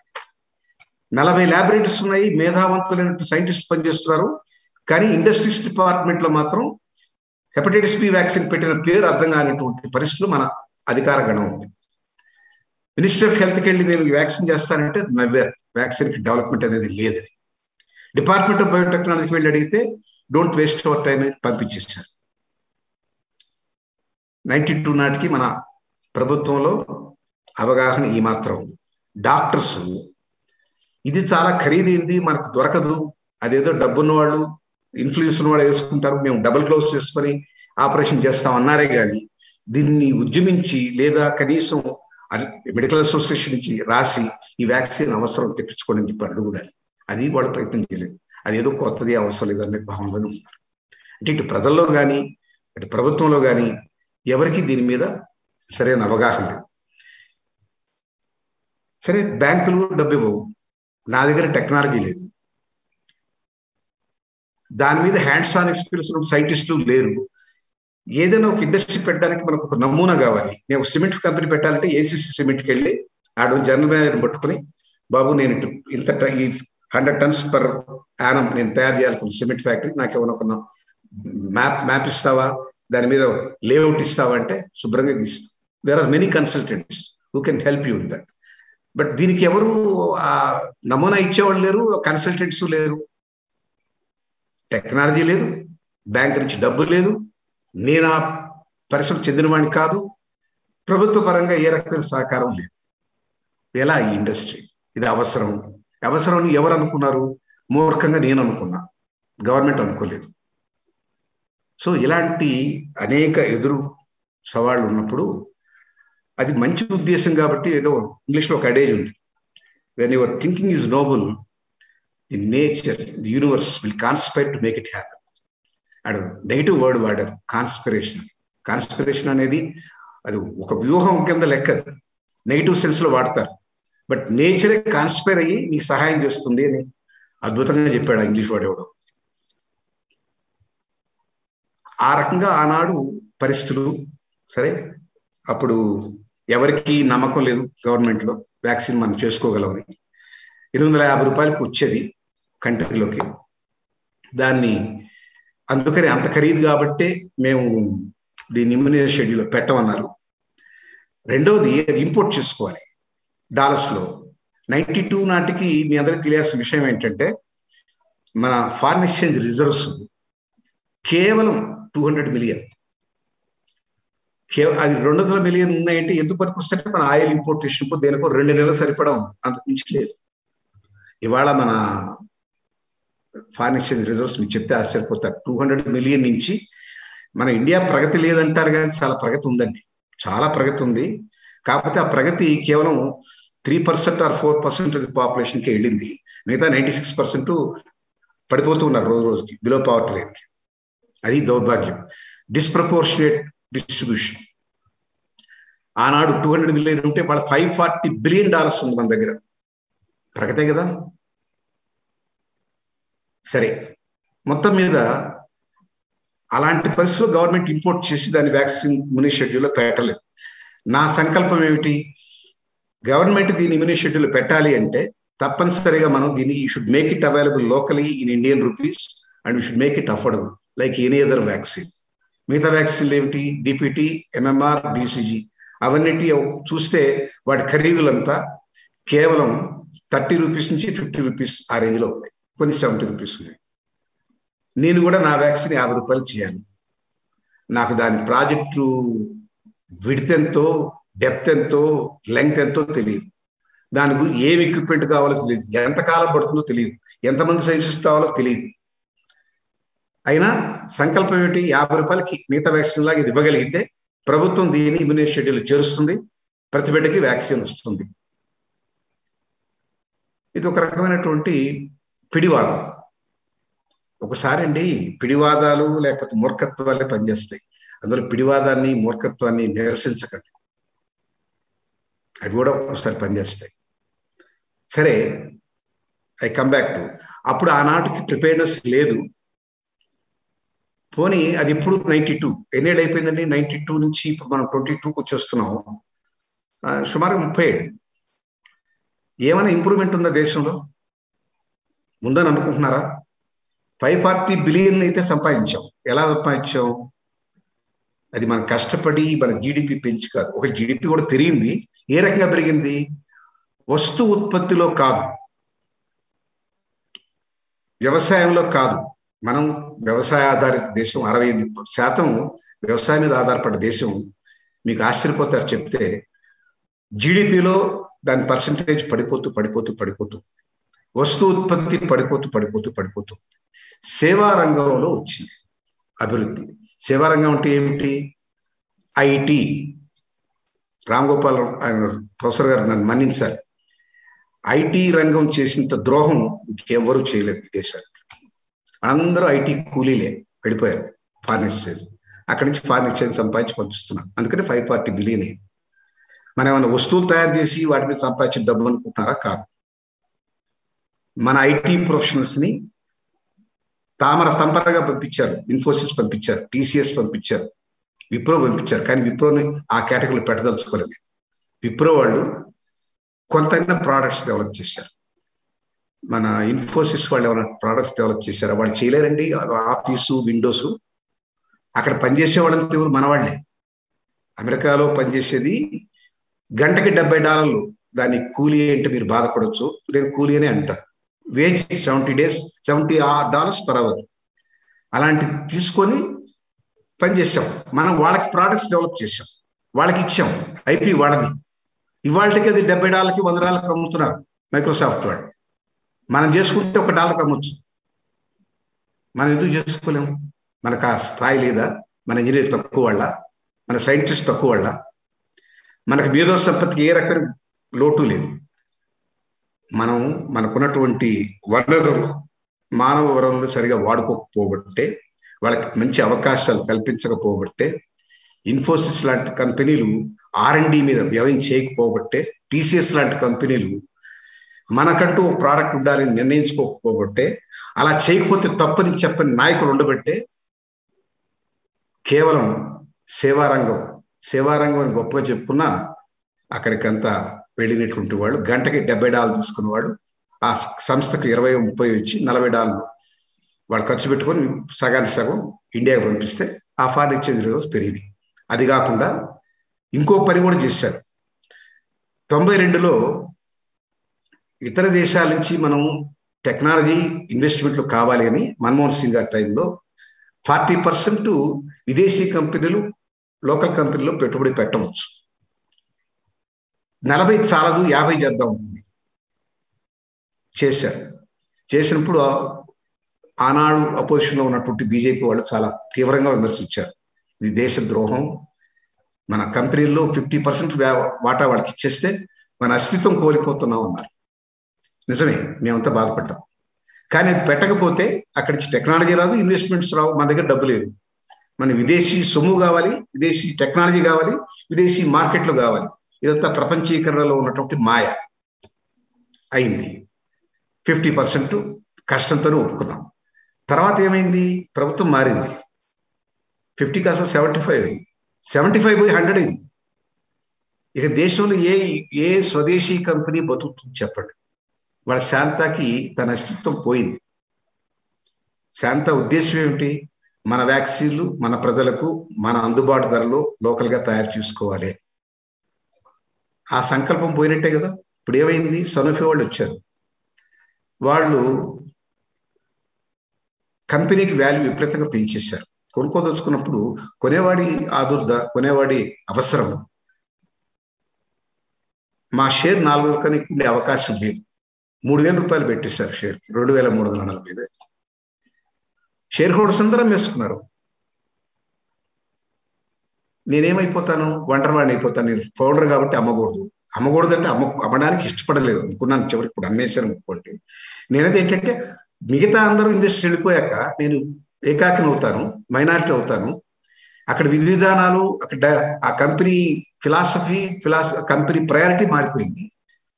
నా ప్రయారిటీ, నా ఫిలాసఫీ ఏమిటి? Make it available locally, make it affordable. పోయింది అది. విదేశీ కంపెనీలు ఎందుకు వచ్చుకున్నాయి? 100% ఎఫ్డీఐ ఉంది కాబట్టి. వాళ్ళు ఎందుకు కొనాల్సి వచ్చింది అంటే ఇక్కడ లో కాస్ట్ లేబర్, డెవలప్మెంట్కి చాలా మేధస్సున్నటువంటి సైంటిస్టులు ఉన్నారు ఇక్కడ. అన్నిటికన్నా ముఖ్యంగా ఈ కాంపిటీషన్ తట్టుకోవాలి. నేను యునైటెడ్ నేషన్స్ యూనిసెఫ్ అని ఉంది, వాళ్ళు వ్యాక్సిన్ కొట్టారు ఎవ్రీ ఇయర్ పేద దేశాలకు ఉచితంగా పంచడానికి. ఈ మల్టీనేషనల్ కంపెనీలు వాళ్ళకంతా చాలా ఎక్కువ ఖరీదు కమ్మాయి. గ్లాక్సోస్మిత్క్లైన్, ఆ రోజులో ఎస్కేబీ అని ఉండేది, ఇప్పుడు దాన్ని గ్లాక్సోస్మిత్క్లైన్ పేరు మారింది. ఈ మిగతా కంపెనీ మెర్క్ ఇట్లాంటి వాళ్ళంతా $32 కమ్మేవాడు హెపటైటిస్ బి వ్యాక్సిన్. శాంత ప్రస్థానంలో 23 సెంట్స్ కమ్మాం. ఎక్కడ $32, ఎక్కడ 23 సెంట్స్? 32ని రివర్స్ చేసి $1 గా మార్చి ఇచ్చాం. మొత్తం వాళ్ళకి కుప్ప కూలిపోయింది వాళ్ళ సామ్రాజ్యాలు. ఆ హెపటైటిస్ బి వాళ్ళకి సప్లై చేసే పరిస్థితిలో లేనేది. 70% గ్లోబల్ మార్కెట్ శాంతాకు వచ్చింది. ఈ కాంపిటీషన్ తట్టుకోలేక వాళ్ళు, మనకు సామెత ఉంది కదా, when you can't beat a enemy, join enemy. వచ్చి భాగస్వామ్యం చేసేసారు. భాగస్వామ్యంలో చేరి నెమ్మదిగా దాంట్లో షేర్స్ ఎక్కువ కొంటూ పోయారు, ఎక్కువ ఖరీదు పెట్టి కొనేసారు. ఇప్పుడు నేను దాన్ని కంట్రోల్ చేయలేను, వాళ్ళు కంట్రోల్ చేస్తారు. లక్కీగా శాంత విషయంలో సనోఫీ వాడు కొద్దిపాటి ధర్మం పాటించే 10 ఏళ్ల వరకు నేనే చైర్మన్గా ఉండాలని, నా మాట ప్రకారం ఆ ఖరీదులు పెంచనని ఒడంబడిక మీద లోపల ప్రవేశించారు. 10 ఏళ్ళు దాటిపోయింది. ఇప్పుడు వాళ్ళు ఇష్టం వచ్చిన రేటుకి అమ్ముతారు. కానీ నేను అనేది ఏంటంటే మన ప్రభుత్వం ఏ రకంగా R&Dకి దోహదం చేసింది అది చెప్పాలి మీకు. ఏ సమాజమైనా ఒక మంచి స్థితికి వచ్చింది అంటేనండి దాంట్లో మనుషులు డెవలప్ అవుతాయి. ఆ మనుషులు డెవలప్ కావడం అంటే సాంకేతికంగా డెవలప్ కావాలి, ఆధ్యాత్మికంగా డెవలప్ కావాలి. ఎందుకు? ఒక మంచి పద్ధతి, మంచి అలవాటు, మంచి ఒక నిజాయితీ జీవితం జీవించగలిగితే. ఇవాళ మనం చాలా తూష్ణీభావంతో చూసే దేశాలు లేవా? నైజీరియా అంటే ఏమంటాం? జాగ్రత్తగా ఉండంటారు అంటామా లేదా? ఆ ప్రజల్లో ఆ రకమైనటువంటి నైతికత ఉంటే ఆ సమాజానికి ఒక వాల్యూ. వైజ్ఞానికంగా వాళ్ళకి ఎదిగితే అది ఒక వాల్యూ. బేసిక్గా దేశం అంటే మట్టి కాదు మనుషులు. ఆ మనుషులు అన్ని రంగాల్లో వాళ్ళు నిష్ణాతులుగా ఉండాలి. మనకున్నటువంటి పాత వాంగ్మయం కానీ అవి కానీ మన చరిత్ర, వేల సంవత్సరాల చరిత్ర, వేదభూమి. ఒకప్పుడు అందరూ యూనివర్సిటీలు ఇక్కడ చదువుకునేవాళ్ళు, నలంద ఈ యూనివర్సిటీస్కి వచ్చి. ఇవాళ మనం అమెరికా పరిగి చదువుకుంటున్నాం. ఈ పరిస్థితులు మారాయి. మనం చాలా దోపిడీకి గురయ్యాం. పరాయి పరిపాలన, పరాయి దేశాలు దండెత్తి రావడం, మన సంస్కృతి కాస్త అడుగట్టిపోవడం, మనం ఆ సంస్కృతికి అలవాటు పడిపోవడం, వీటితో కొంత మార్పు వచ్చి ఆ గురుస్థానం నుంచి పడిపోతున్నాం. కానీ పోనీ 70 ఏళ్ళు స్వతంత్రం వచ్చి 72 ఏళ్ళు ఇప్పటికైనా ఈ ప్రభుత్వాల్లో కనువిప్పు కలిగి మన పూర్వ వైభవాన్ని తెచ్చుకోవడానికి మళ్ళీ మనం ఇంప్రూవ్ కావాలంటే ఇతర దేశాల మీద ఆధారపడకూడదు అన్నటువంటి నియమం పోయి R&Dని చిన్నచూపు చూసి ఇతర దేశాల మీద ఆధారపడే పరిస్థితి. మొన్న కోవిడ్ వచ్చింది. కోవిడ్ వల్ల మనకు తెలిసింది ఏమిటంటే, మనకు గుణపాఠాలు అన్నాను దాకా నష్టం చాలా జరిగింది. రోజుకి 32,000 కోట్ల రూపాయలు లాక్డౌన్ లో దేశం నష్టపోయింది. మొత్తం ప్రపంచవ్యాప్తంగా దీని తాలూకు ఇంపాక్ట్ $7 ట్రిలియన్ పోయినట్టుంది. మన భారతదేశానికి కూడా మంచి ఇంపాక్ట్ కలిగింది. $1 or $2 ట్రిలియన్ పోయింది. ఉద్యోగాలు పోయినాయి, జీవనాలు పోయినాయి, జీవితాలు పోయినాయి. కానీ గుణపాఠం ఏంటంటే, మనం ప్రిపేర్డ్గా లేకపోతే దెబ్బతింటాం. మన బిడ్డలు మనం కాపాడుకోలేము, మన మనుషులు మనం కాపాడుకోలేము అనే విషయం తెలియాలి. మనం చాలా విషయాలు డొల్లతనంలో ఉన్నామని తెలియాలి. ఎక్కడెక్కడ డొల్లతనం చెప్తాను. ఇదన్నీ ఒకసారి ఒక ఆపద కలిగినప్పుడు దానికి ప్రిపేర్డ్గా ఉండాలని చెప్పి తెలిసినప్పుడు, ఫస్ట్ వేవ్ వచ్చినప్పుడు తెలిసింది. మన హాస్పిటల్స్లో సరైనటువంటి ఐసోలేషన్ వార్డ్స్ లేవు, ఎపిడమియాలజిస్ట్ తగినంత మంది లేరు, క్వారంటైన్ చేయడానికి తగిన వస్తువులు లేవు. మనకు ఇటీవల కాలంలో సెకండ్ వేవ్ లో ఆక్సిజన్ దొరకలేదు, ఆక్సిమీటర్స్ లేవు, వెంటిలేటర్స్ లేవు, బెడ్స్ లేవు. ఆరోగ్యం అనేది ఫండమెంటల్ రైట్ అండి మన కాన్స్టిట్యూషన్. ప్రభుత్వ పరంగా ఉండాలి దాని మీద పట్టు. 18 విభాగాలు ప్రభుత్వ సంస్థ చేతిలో ఉండాల్సినవి రోజు రోజుకి డైల్యూట్ చేసి కేవలం 7 పెట్టుకొని మిగతా వదిలేశారు 11. ఆ వదిలేసిన 11లో ఏమిటి? విద్య, వైద్యం. ఎంత అన్యాయం ఇది! ఫండమెంటల్ రైట్ ఉన్నటువంటి మన విద్యా వైద్యాన్ని ప్రైవేట్ పరం చేశాక, దాని వ్యాపారస్తులకు అప్పచెప్పాక, ప్రభుత్వం ఇప్పుడు ఇంత పెద్ద సిటీలో హైదరాబాద్లో 4-5 ప్రభుత్వ ఆసుపత్రులు, 40-50 ప్రైవేట్ ఆసుపత్రులు. కోవిడ్ టైంలో 4-5 హాస్పిటల్ చాలా, అందరూ ప్రైవేట్ హాస్పిటల్ పరిగెత్తారు. లక్షల్లో బిల్లు. ప్రాణాలు పోయిన వాళ్ళకి ప్రాణాలు పోయినాయి, ప్రాణాలు మిగిల్చిన వాళ్ళకి డబ్బులు పోయినాయి. కొంతమంది ప్రాణాలు పోయినాయి, డబ్బులు పోయినాయి, పిల్లలు మిగిలారు. దీనికి ఎక్కడ ప్రిపేర్నెస్ ఉందండి? అన్ని దేశాల్లో, వెనకబడ్డ దేశాల్లో కూడా వాళ్ళ జీడిపిలో 78% హెల్త్ మీద ఖర్చు పెడతారు. మన దేశం 1.15.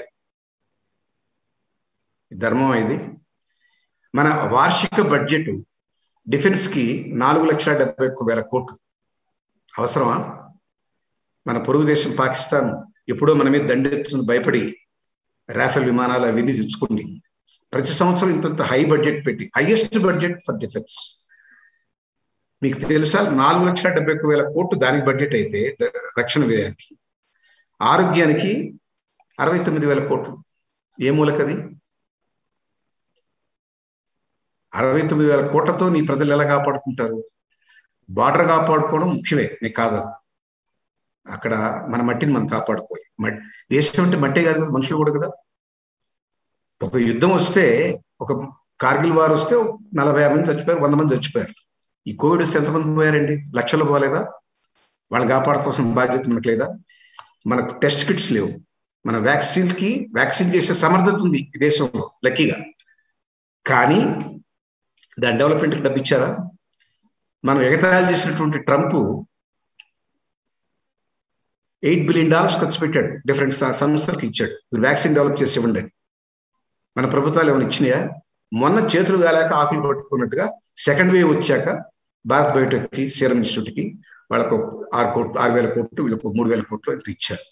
ఇదే ముందుగానే ప్లాన్ చేసుకుంటే ఇలాంటి పరిస్థితి వచ్చేది. వాళ్ళ ఫస్ట్ డోస్ వేసుకున్న సెకండ్ డోస్ లేదు. ఇప్పుడు కేవలం మనం కవర్ చేసింది ఎంతమందికి?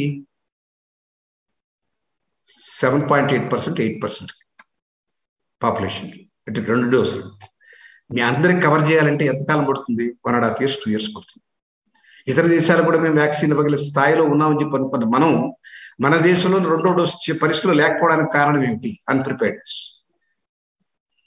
నిజానికి ఫార్మా రంగంలో ఇండియా చాలా అభివృద్ధి సాధించింది. ఇవన్నీ ప్రభుత్వాలు చేసే సహాయంతో కాదు, వాళ్ళకున్న ఎంటర్ప్రినర్ జీల్తో. వాళ్ళకి తగినటువంటి ప్రోత్సాహమే లేదు. ఒకప్పుడు R&D మీద ఖర్చు పెడితే దానికి 175% ట్యాక్స్లో రాయితీ ఇచ్చేవాడు.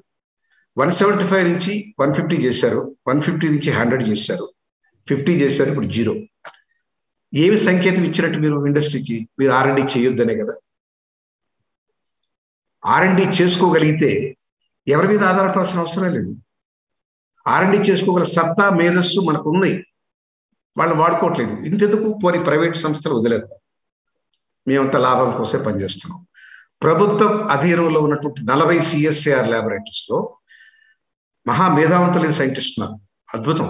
IITsలో అద్భుతమైన ఉన్నారు ప్రొఫెసర్స్. వాళ్ళకి అప్పచెప్పారా? ఒక దిశానిర్దేశం చేశారా?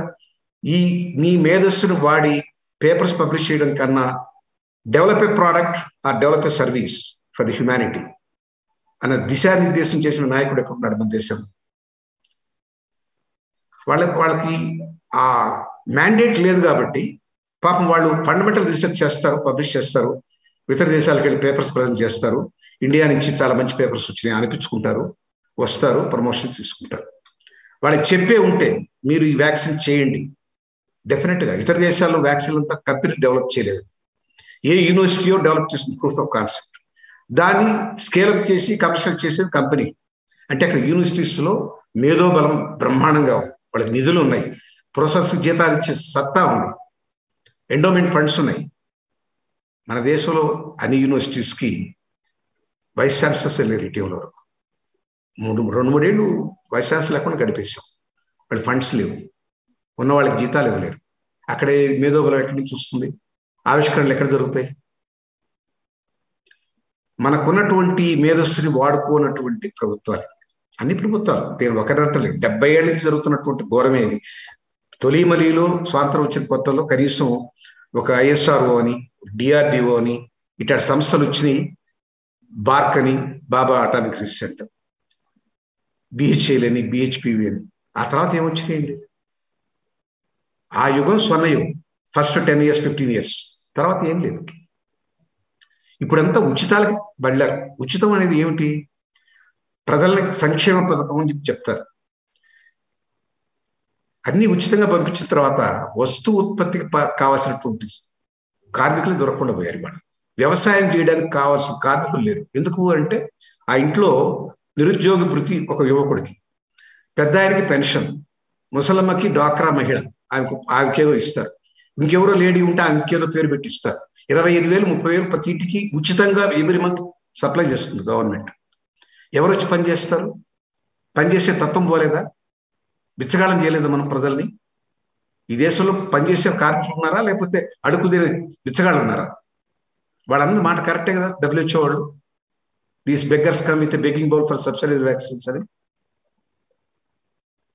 ఎందుకు ఉచితాలు ఇస్తారు? వాళ్ళు బాగుపడాలి కదా. ఆ ఉచితాలు ఇచ్చే ప్రభుత్వాన్ని ఎన్నుకుంటారు ఆ ప్రజలు కూడా. ఇక్కడ కేవలం పాలకుల్ని తిట్టడం లేదు, ప్రజలు కూడా ఎలా అయ్యారంటే ఉచితంగా ఎవరిస్తే ఆ ప్రభుత్వం కావాలి, మాకు ఫ్రీ టీవీ సెట్ కావాలి, మాకు మా ఇంటికి ఒక గ్యాస్ సిలిండర్ ఫ్రీగా రావాలి, మాకు ఫ్యాన్లు కొనిపెట్టే పొలిటికల్ పార్టీకి మేము ఓటేస్తాం. అదే కాదు, ఆ ఓటు రోజు నాడు 3,000 ఇస్తే వీళ్ళకేస్తాం, 5,000 ఇస్తే వాళ్ళకేస్తాం. మన ఓటును మనం అమ్ముకున్నాం, వాళ్ళు ఓటు కొనుక్కున్నారు, సంక్షేమ పథకం పెట్టి వాళ్ళు పదవులో కొనసాగడానికి అవకాశం పెట్టుకున్నారు. కానీ డెవలప్మెంట్ ఎక్కడ ఉంది? ఎక్కడ R&D జరిగింది? మన R&D బడ్జెట్ ఎంత మీకు చెప్తే ఆశ్చర్యపోతారు. 92లో నా మినిస్ట్రీ ఆఫ్ సైన్స్ అండ్ టెక్నాలజీలో ఆనాడు ఉన్నటువంటి టోటల్ అన్ని రంగాలకు కలిపి 500 crores. ఇప్పుడు చాలా పెంచారు, కాదన్నాం, కానీ ఇది కూడా చాలదు. 500 crores అన్ని రంగాలకి, ఫార్మస్యూటికల్ కావచ్చు, స్టీల్ ఇండస్ట్రీ కావచ్చు, లేదా ఫెర్టిలైజర్స్ కావచ్చు, ఇండస్ట్రియల్ ఇన్ఫ్రాస్ట్రక్చర్ కావచ్చు, అన్నిటికీ కలిపి 500 crores. ఇవాళ అదేదో 10,000 కోట్లు 15,000 కోట్లు చేశారు, అయినా చాలదు. ఒక్క నేషనల్ సైన్స్ ఫౌండేషన్ అమెరికా వాళ్ళ R&D బడ్జెట్ $28 billion. ఫార్మాస్యూటికల్ రంగం తీసుకున్నాం, ఫైజర్ వాళ్ళ annual budget for R&D $7 billion. అంత లేదు ఇక్కడ. అంత పెద్ద కంట్రీకి వాళ్ళ జనాభా 33 కోట్లు, మన జనాభా 134 కోట్లు. ఆవిష్కరణల మీద, మేధస్సును వాడుకోవాలనే తత్వం మీద మనసు లేనటువంటి ప్రభుత్వాలు ఎప్పటికీ స్వరస్వతంత్రులు కాలేరు. ఎవరి మీద ఆధారపడాలి? వాళ్ళ మీద ఆధారపడి బతకాలి. ఇవాళ మనకున్న దయనీయ పరిస్థితి అంతా బట్టబయలు ఇప్పుడు ఏంటంటే కోవిడ్ వల్ల జరిగినటువంటి ఆవిష్కరణలు చెప్తాను, మీకు ఆశ్చర్యపోతారు. ఒక్క నిమిషం టైం కూడా.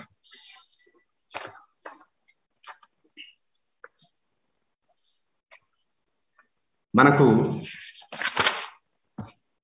టెస్ట్ కిట్స్ కోసం చైనా మీద ఆధారపడ్డాం. అదేమి రాకెట్ సైన్స్ కాదు. బహుశా కేవలం 3 months టైం ఇచ్చుంటే మన వాళ్ళు కనీసం 100 కంపెనీలు తయారు చేసుకునేవారు.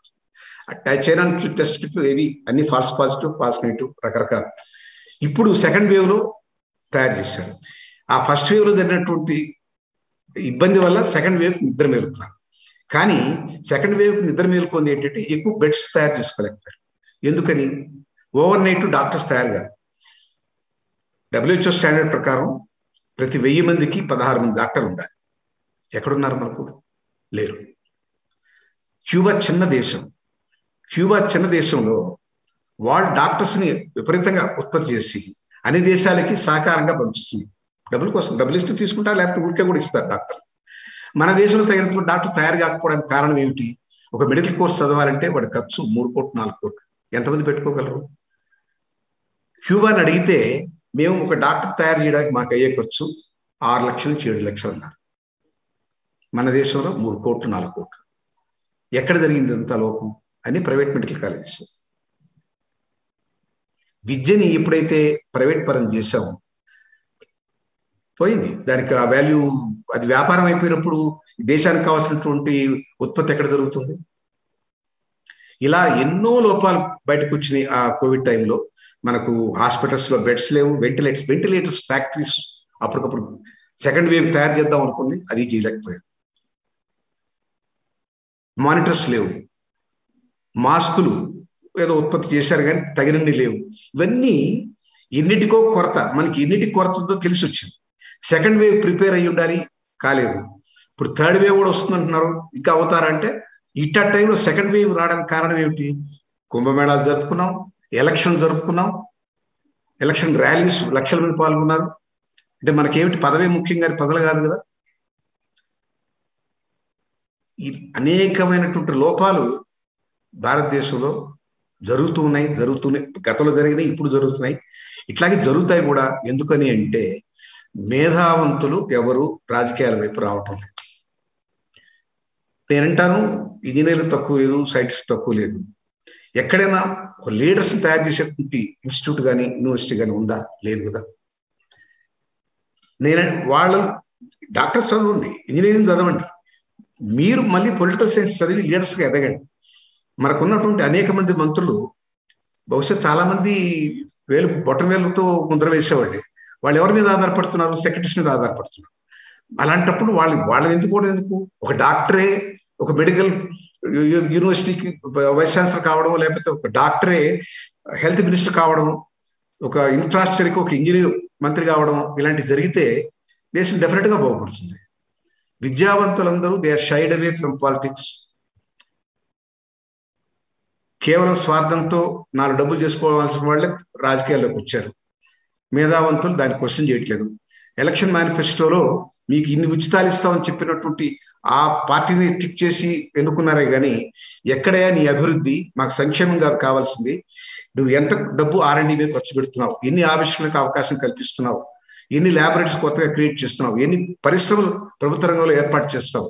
ప్రభుత్వ రంగ సంస్థలు ఒక్కోటి ప్రైవేట్ పరం చేస్తున్నారు. విశాఖ స్టీల్ ప్లాంట్ అమ్మేస్తున్నారు ప్రైవేట్కి. పోర్ట్స్ అని ప్రైవేట్ పరం అయిపోయింది, ఎయిర్పోర్ట్స్ అని ప్రైవేట్ పరం అయిపోయింది. ఏమవుతుంది అది? సో మీరందరూ ఇతర దేశాల్లో ఉన్నటువంటి మేధావంతులు దేశానికి తిరిగి రండి. దీన్ని పునర్నిర్మించడానికి అవకాశం ఉంది. కేవలం మీరు ఇంజనీర్ అయితే ఇంజనీర్గా రాకండి. ఇంజనీరింగ్ బ్యాక్గ్రౌండ్తో ఒక మంత్రి కావడానికి విలువైనటువంటి ఆ ప్రయత్నం చేయండి. ఈ దేశాన్ని బాగు చేసుకోకపోతే ఇలాగే కొనసాగుతుంటుంది. మనం ఇలాంటి సెమినార్లు ఎన్ని పెట్టుకున్నా బాధలు వెళ్ళబుచ్చుకోవడానికి పనికొస్తాయి, కానీ అభివృద్ధి అనేది చాలా కష్టం. నేను చాలా ఎక్కువసేపు మాట్లాడాను, నాకు తెలియదు. ఇక్కడతో ఆపనా లేకపోతే ఏమన్నా చెప్పాల్సిన చాలా ఉన్నాయి. ఇది నా ఉద్దేశం 5-6 సిరీస్ లో చెప్పొచ్చు. ఏమేమి లోపాలు జరిగినాయి, ఏమి. అయ్యా అవునండి, మనకి కొన్ని ప్రశ్నలు కూడా ఉన్నాయి. మేబీ కొంచెం అలాగే అండి. సో మన భారతీయ వైద్య రంగం మరియు శాంత జీవ సాంకేతిక సంస్థ ప్రస్థానంలో మీ అనుభవాలని మరి ఎన్నో ఆసక్తికరమైన విషయాలని మన భారతదేశాన్ని మనం ఎలా అభివృద్ధి చెందించుకోవచ్చు అనే అంశాల గురించి మీరు మాట్లాడారు. అంతేకాకుండా సమాజానికి ఉపయోగపడే ఒక సంస్థను స్థాపించి దాన్ని ఎన్ని ఒడిదుడుకులు ఉన్నా ఎలా విజయవంతంగా కొనసాగించాలి అనే అంశాల మీద కూడా మీ అశేష పరిజ్ఞానాన్ని మా అందరితో పంచుకున్నందుకు ధన్యవాదాలు. సో ఇప్పుడు ప్రశ్నోత్తరాల సమయం. కొన్ని ప్రశ్నలని ఇక్కడ చాట్ ఫంక్షన్ లో కొంతమంది అడిగారు, నేను వారి తరపున అడగబోతున్నాను. ముందుగా సుబ్బారావు బోజెడ్ల గారు అడుగుతున్నారు, ఎందుకు మనము అభివృద్ధి చేసిన వ్యాక్సిన్స్ ని యూరోప్ లో కానీ వేరే ప్రాంతాల్లో ప్రపంచంలో వేరే ప్రాంతాల్లో ఎందుకు అప్రూవ్ చేయలేదు, ఎందుకు వాళ్ళు ఒప్పుకోలేదు అని అడుగుతున్నారు. ఇది గ్యాట్ అగ్రిమెంట్ అని ఒకటి వచ్చిందమ్మా. అంటే జనరల్ అగ్రిమెంట్ ఆన్ ట్రేడ్. ఇది అభివృద్ధి చెందిన దేశాలు అభివృద్ధి చెందుతున్న దేశాలని అభివృద్ధి చెందని దేశాలని దోచుకుంటాయి, అది వాస్తవం. One way flow. వాళ్ళ వ్యాక్సిన్లు కానీ వాళ్ళ మందులు కానీ మన దగ్గరికి ఆటోమేటిక్గా వస్తాయి. మనకి పోవాలంటే అక్కడ క్లినికల్ ట్రయల్స్ చేయమంటారు. అక్కడ క్లినికల్ ట్రయల్స్ చేయడం అంటే చాలా ఖర్చుతో కూడిన పని. ఇప్పుడు శాంత ఉంది, 800 రూపాయల వ్యాక్సిన్ ని 23 రూపాయలకి ఇచ్చినప్పుడు మా దగ్గర తగినంత నిధులు ఉండవు. నేను అమెరికాలో నా వ్యాక్సిన్ అమ్మాలనుకుంటే అక్కడ మళ్ళీ నేను క్లినికల్ ట్రయల్స్ చేయాలి. అక్కడ క్లినికల్ ట్రయల్స్ చేయడానికి అయ్యే ఖర్చు బహుశా నేను ఇక్కడ కంపెనీ పెట్టి ఖర్చు 10 రెట్లు 15 రెట్లు ఉంటుంది. అది నేను చేయలేను కదా. అందుకే వాళ్ళ ఆ బ్యారియర్ని క్రియేట్ చేసి పెట్టారు. వాళ్ళ వస్తువులు ఇక్కడ అమ్ముకోవడానికి మనం రెడ్ కార్పెట్ వేస్తాం, మనకు అవసరం కాబట్టి. మన వస్తువులు అక్కడ అమ్ముకోవడానికి వీలు లేకుండా పరిచేశారు. రెడ్ కార్పెట్ కాదు, ముళ్ళబాట పరిచారు. మనం పోలేవాడు. ఈ కారణం. దానికి అనుబంధంగా ఒక చిన్న క్వశ్చన్ అడుగుతానండి ప్రసాద్ గారు. అంటే ఇప్పుడు ఆస్ట్రాజెనికాని యూరోప్ డెవలప్ చేసిన ఆస్ట్రాజెనికాని మన సేరం ఇన్స్టిట్యూట్ వాళ్ళు డెవలప్ చేస్తుంటే దాన్ని కూడా కంప్లీట్ గా బ్యాన్ చేస్తారు. దాన్ని కూడా యాక్సెప్ట్ చేయడం లేదు. అంటే క్లినికల్ ట్రయల్స్ అని కూడా అక్కడ యూరోప్ లో జరిగినాయో ఎక్కడ జరిగినాయో తెలియదు, but still that's not accepted in rest of the world. ఎందుకని తెలియదండి మాకు. యాక్చువల్లీ ఇప్పుడు మన ఇవన్నీ సార్ ఇదంతా కాంపిటేటివ్ స్పిరిట్ తో చేస్తున్నటువంటి వాళ్ళ వస్తువులు అమ్ముకోవడానికి అమెరికాలో యుఎస్ఎఫ్డిఏ వాళ్ళు మన ఇండియాలో లాగా మోసగాళ్ళని చెప్పి అనగాని వాళ్ళు ఒకటి మాత్రం చేస్తారు. వాళ్ళ లోకల్ సంస్థలు కాపాడుకోవడానికి ఇతర వ్యాక్సిన్ని అంత త్వరగా పర్మిట్ చేయరండి. అట్లని చెడ్డ ప్రోడక్ట్స్ ని ప్రమోట్ చేయరు. ఆ నిబద్ధత ఉంది. చెడ్డ ప్రోడక్ట్స్ ని ప్రమోట్ చేయరు, కానీ ఒక మంచి ప్రోడక్ట్ వస్తే మాత్రం వాళ్ళకు ఉన్నటువంటి లోకల్ సంస్థలు కాపాడుకోవడానికి డిలే చేస్తారు, బాగా ఆలస్యం చేస్తారు. ఏదేదో ప్రశ్నలు ఇస్తారు, ఇంకో ట్రైల్ చేయంటారు, ఇంకో ట్రైల్ చేయంటారు. ఇప్పుడు మేము అవస్థ పడుతున్నాం 4 ప్రోడక్ట్స్ అక్కడ పంపించడానికి. యుఎస్ఎఫ్డిఏలో స్టక్. ఇంకా క్వశ్చన్స్ సీక్వెన్షియల్ గా అడుగుతారు. ఇవాళ నేను ఒక ఆన్సర్ చేశాను అనుకోండి ఒక క్వశ్చన్ క్వరీకి, నెక్స్ట్ ఇంకోటి వస్తుంది, మళ్ళీ ఆన్సర్ చేస్తాను, మళ్ళీ నెక్స్ట్ ఇంకోటి వస్తుంది. ఒక్కసారిగా అడగరు. ఇవన్నీ ఏంటంటే డిలేయింగ్ ప్రాసెస్. ఇవన్నీ వ్యాపార సూత్రాలు, వ్యాపార నీతి. అదేమిటని మన అందరికి కూడా చాలా ఇబ్బంది క్రియేట్ చేస్తుంది. అంటే మన దేశంలో తీసుకున్న వాళ్ళు ఎక్కడ కూడా బయటకు వెళ్ళాలంటే యూరోపియన్ వ్యాక్సిన్ పాస్ కి ఇట్ ఇస్ నాట్ ఎలిజిబుల్ అనమాట. అవును. సో కంప్లీట్ అంటే వాళ్ళకి సొల్యూషన్ కూడా ఏం లేదు. మరి మేము 2 వ్యాక్సిన్ తీసుకోవచ్చా? ఎప్పుడు బలహీనుండి మోసం చేస్తూనే ఉంటాడు. అవునండి, అవును. ఇప్పుడు మా అందరికి చాలా మంది ఉన్న ప్రశ్న ఏంటంటే అండి, ఆల్రెడీ 2 వ్యాక్సిన్ తీసుకున్నాము, ఇండియాలో సర్టిఫికేట్ ఇచ్చారు, యూరోప్కి వస్తే దాన్ని చెల్లదు అంటున్నారు. Is it okay to take 2 more vaccines? అరే ఏం చెయ్యాలి అసలు? ఇదేనండి, ఇట్లాంటి వాటిని మన పొలిటీషియన్స్ పట్టించుకోవాలి కదా. మన ప్రభుత్వం దాని మీద వాళ్ళ నిరసన తెలియజేశారా చెప్పండి? అలా ఆ దేశం ఎవరైతే ఇట్లా ఒప్పుకోలేదో వాళ్ళతో ట్రేడ్ సంబంధాలు మేము ఒప్పుకోమని చెప్పి వీళ్ళు చెప్పరు. వీళ్ళు ఎగ్జాక్ట్లీ. అవును. అంటే మనం నెగోసియేషన్ పాయింట్ లో వీక్ గా ఉన్నాం. అవును. మనకు అవన్నీ పట్టవు. ఇక్కడ ఎలక్షన్ లో గెలిచి మనకు ఎక్కువ సీట్లు వచ్చి మనం బలం పెంచుకోవాలి, ఇంకో పార్టీ తొక్కేయాలి, మన పార్టీ ఉండాలి. వీటి మీదనే మనసు మన మేధస్సు అంతా. ఎగ్జాక్ట్. అవును. విదేశాంగం శాఖ ఏమన్నా ఇట్లాంటి టేకప్ చేసిందా? చేయరు. At least I don't see anything అండి. అది ఆ ఇనిషియేటివ్స్ ఆ ప్రెషరైజ్ చేయటం కానీ యూరోపియన్ యూనియన్ ఏమీ లేదు. మన డిసెంట్ ఎప్పుడు వాళ్ళకి తెలియపరచు. థ్యాంక్ యూ అండి. Thank you. చాలా ఇన్స్పైరింగ్ స్పీచ్ అండి. Thank you sir. ఇప్పుడు మన తర్వాత ప్రశ్న సత్య కొక్కుల గారు అడుగుతున్నారు. 1992లో మన ప్రధానమంత్రి పివి నరసింహారావు గారు, వారితో మీకు వచ్చిన సహకారాల గురించి చెప్పగలరు? ఆయన ప్రైమ్ మినిస్టర్ అయినప్పుడు కన్నా కూడా ప్రైమ్ మినిస్టర్ కానప్పుడే నాకు సహాయం చేశారండి. ఆయన రామానంద తీర్థ ఒక ఆశ్రమం ఉంది ఇక్కడ బేగంపేటలో. అప్పుడు ఆయన రాజకీయ నిరుద్యోగి. కేవలం ఆయన ఆశ్రమంకి వచ్చి కాసేపు ఆడ కూర్చొని పుస్తకాలు చదువుకుంటూ కూర్చునేవాడు, స్పిరిచువల్ బుక్స్. అక్కడికి నేను వెళ్ళేవాడిని, నాకు వేరే కార్యక్రమం ఉంది. విన్నారు ఆయన ఇట్లాంటి ప్రయత్నం చేస్తున్నాను నేను. అప్పుడు నాకు బ్యాంకు నుంచి లోన్స్ రావటం లేదు, వాళ్ళు ఎవరు నన్ను నమ్మడం లేదు నేను చేయగలను వ్యాక్సిన్ అని అన్నప్పుడు మాట వరుసకి ఒమాన్ ఫారిన్ అఫేర్స్ మినిస్టర్తో చెప్పారు, ఒక కుర్రాడు ఏదో బయోటెక్నాలజీ అంటున్నాడు, దేశంలో ఇంతవరకు లేదు కాబట్టి అతనికి ఏ సహాయం జరగలేదు, ఇట్లా ఉత్సాహాన్ని నీరు గారుస్తున్నారు అని చెప్పి అన్నారట. ఒమాన్ ఫారిన్ అఫేర్స్ మినిస్టర్ వెంటనే వచ్చారు and personal visit to India and Hyderabad. ఈ మెట్ మీ. ఇటు నాకు తెలిసింది, I want to help you, I will participate in your equity, I will arrange loans for you అని అన్నారు. ఇండియాలో ఏ బ్యాంకు నాకు డబ్బు ఇవ్వలేదు. ఒమాన్ నుంచి ఆ ఫారిన్ అఫేర్స్ మినిస్టర్ తన స్వంత పరిధిలో ఆయన ఇన్వెస్ట్ చేశారు. ఆ తర్వాత అక్కడ ఆ బ్యాంక్ నుంచి, ఒమాన్ బ్యాంక్ నుంచి ఆయన గ్యారంటీతో నాకు 15 కోట్ల రూపాయలు ఆ రోజుల్లో అరేంజ్ చేశారు. ఆ రకంగా సహాయం చేశారు నరసింహారావు గారు. అంతేగాని ఆయన ప్రధానమంత్రిగా ఉన్నప్పుడు నాకు ఏమీ జరగలేదు. మన్మోహన్ సింగ్ గారు అయినప్పుడు మాత్రం జరిగింది. అది కూడా చెప్పాలి మీకు. ఒక భయంకరమైన సత్యం చెప్తే మీరు క్వశ్చన్ ఆన్సర్లో కాదు ఇది. సరే, చాలా కష్టపడి వ్యాక్సిన్ తయారు చేసాం. 5 సంవత్సరాల్లో 50 రూపాయలకి లాంచ్ చేయగలిగాం మిగతా వ్యాక్సిన్తో సమానంగా.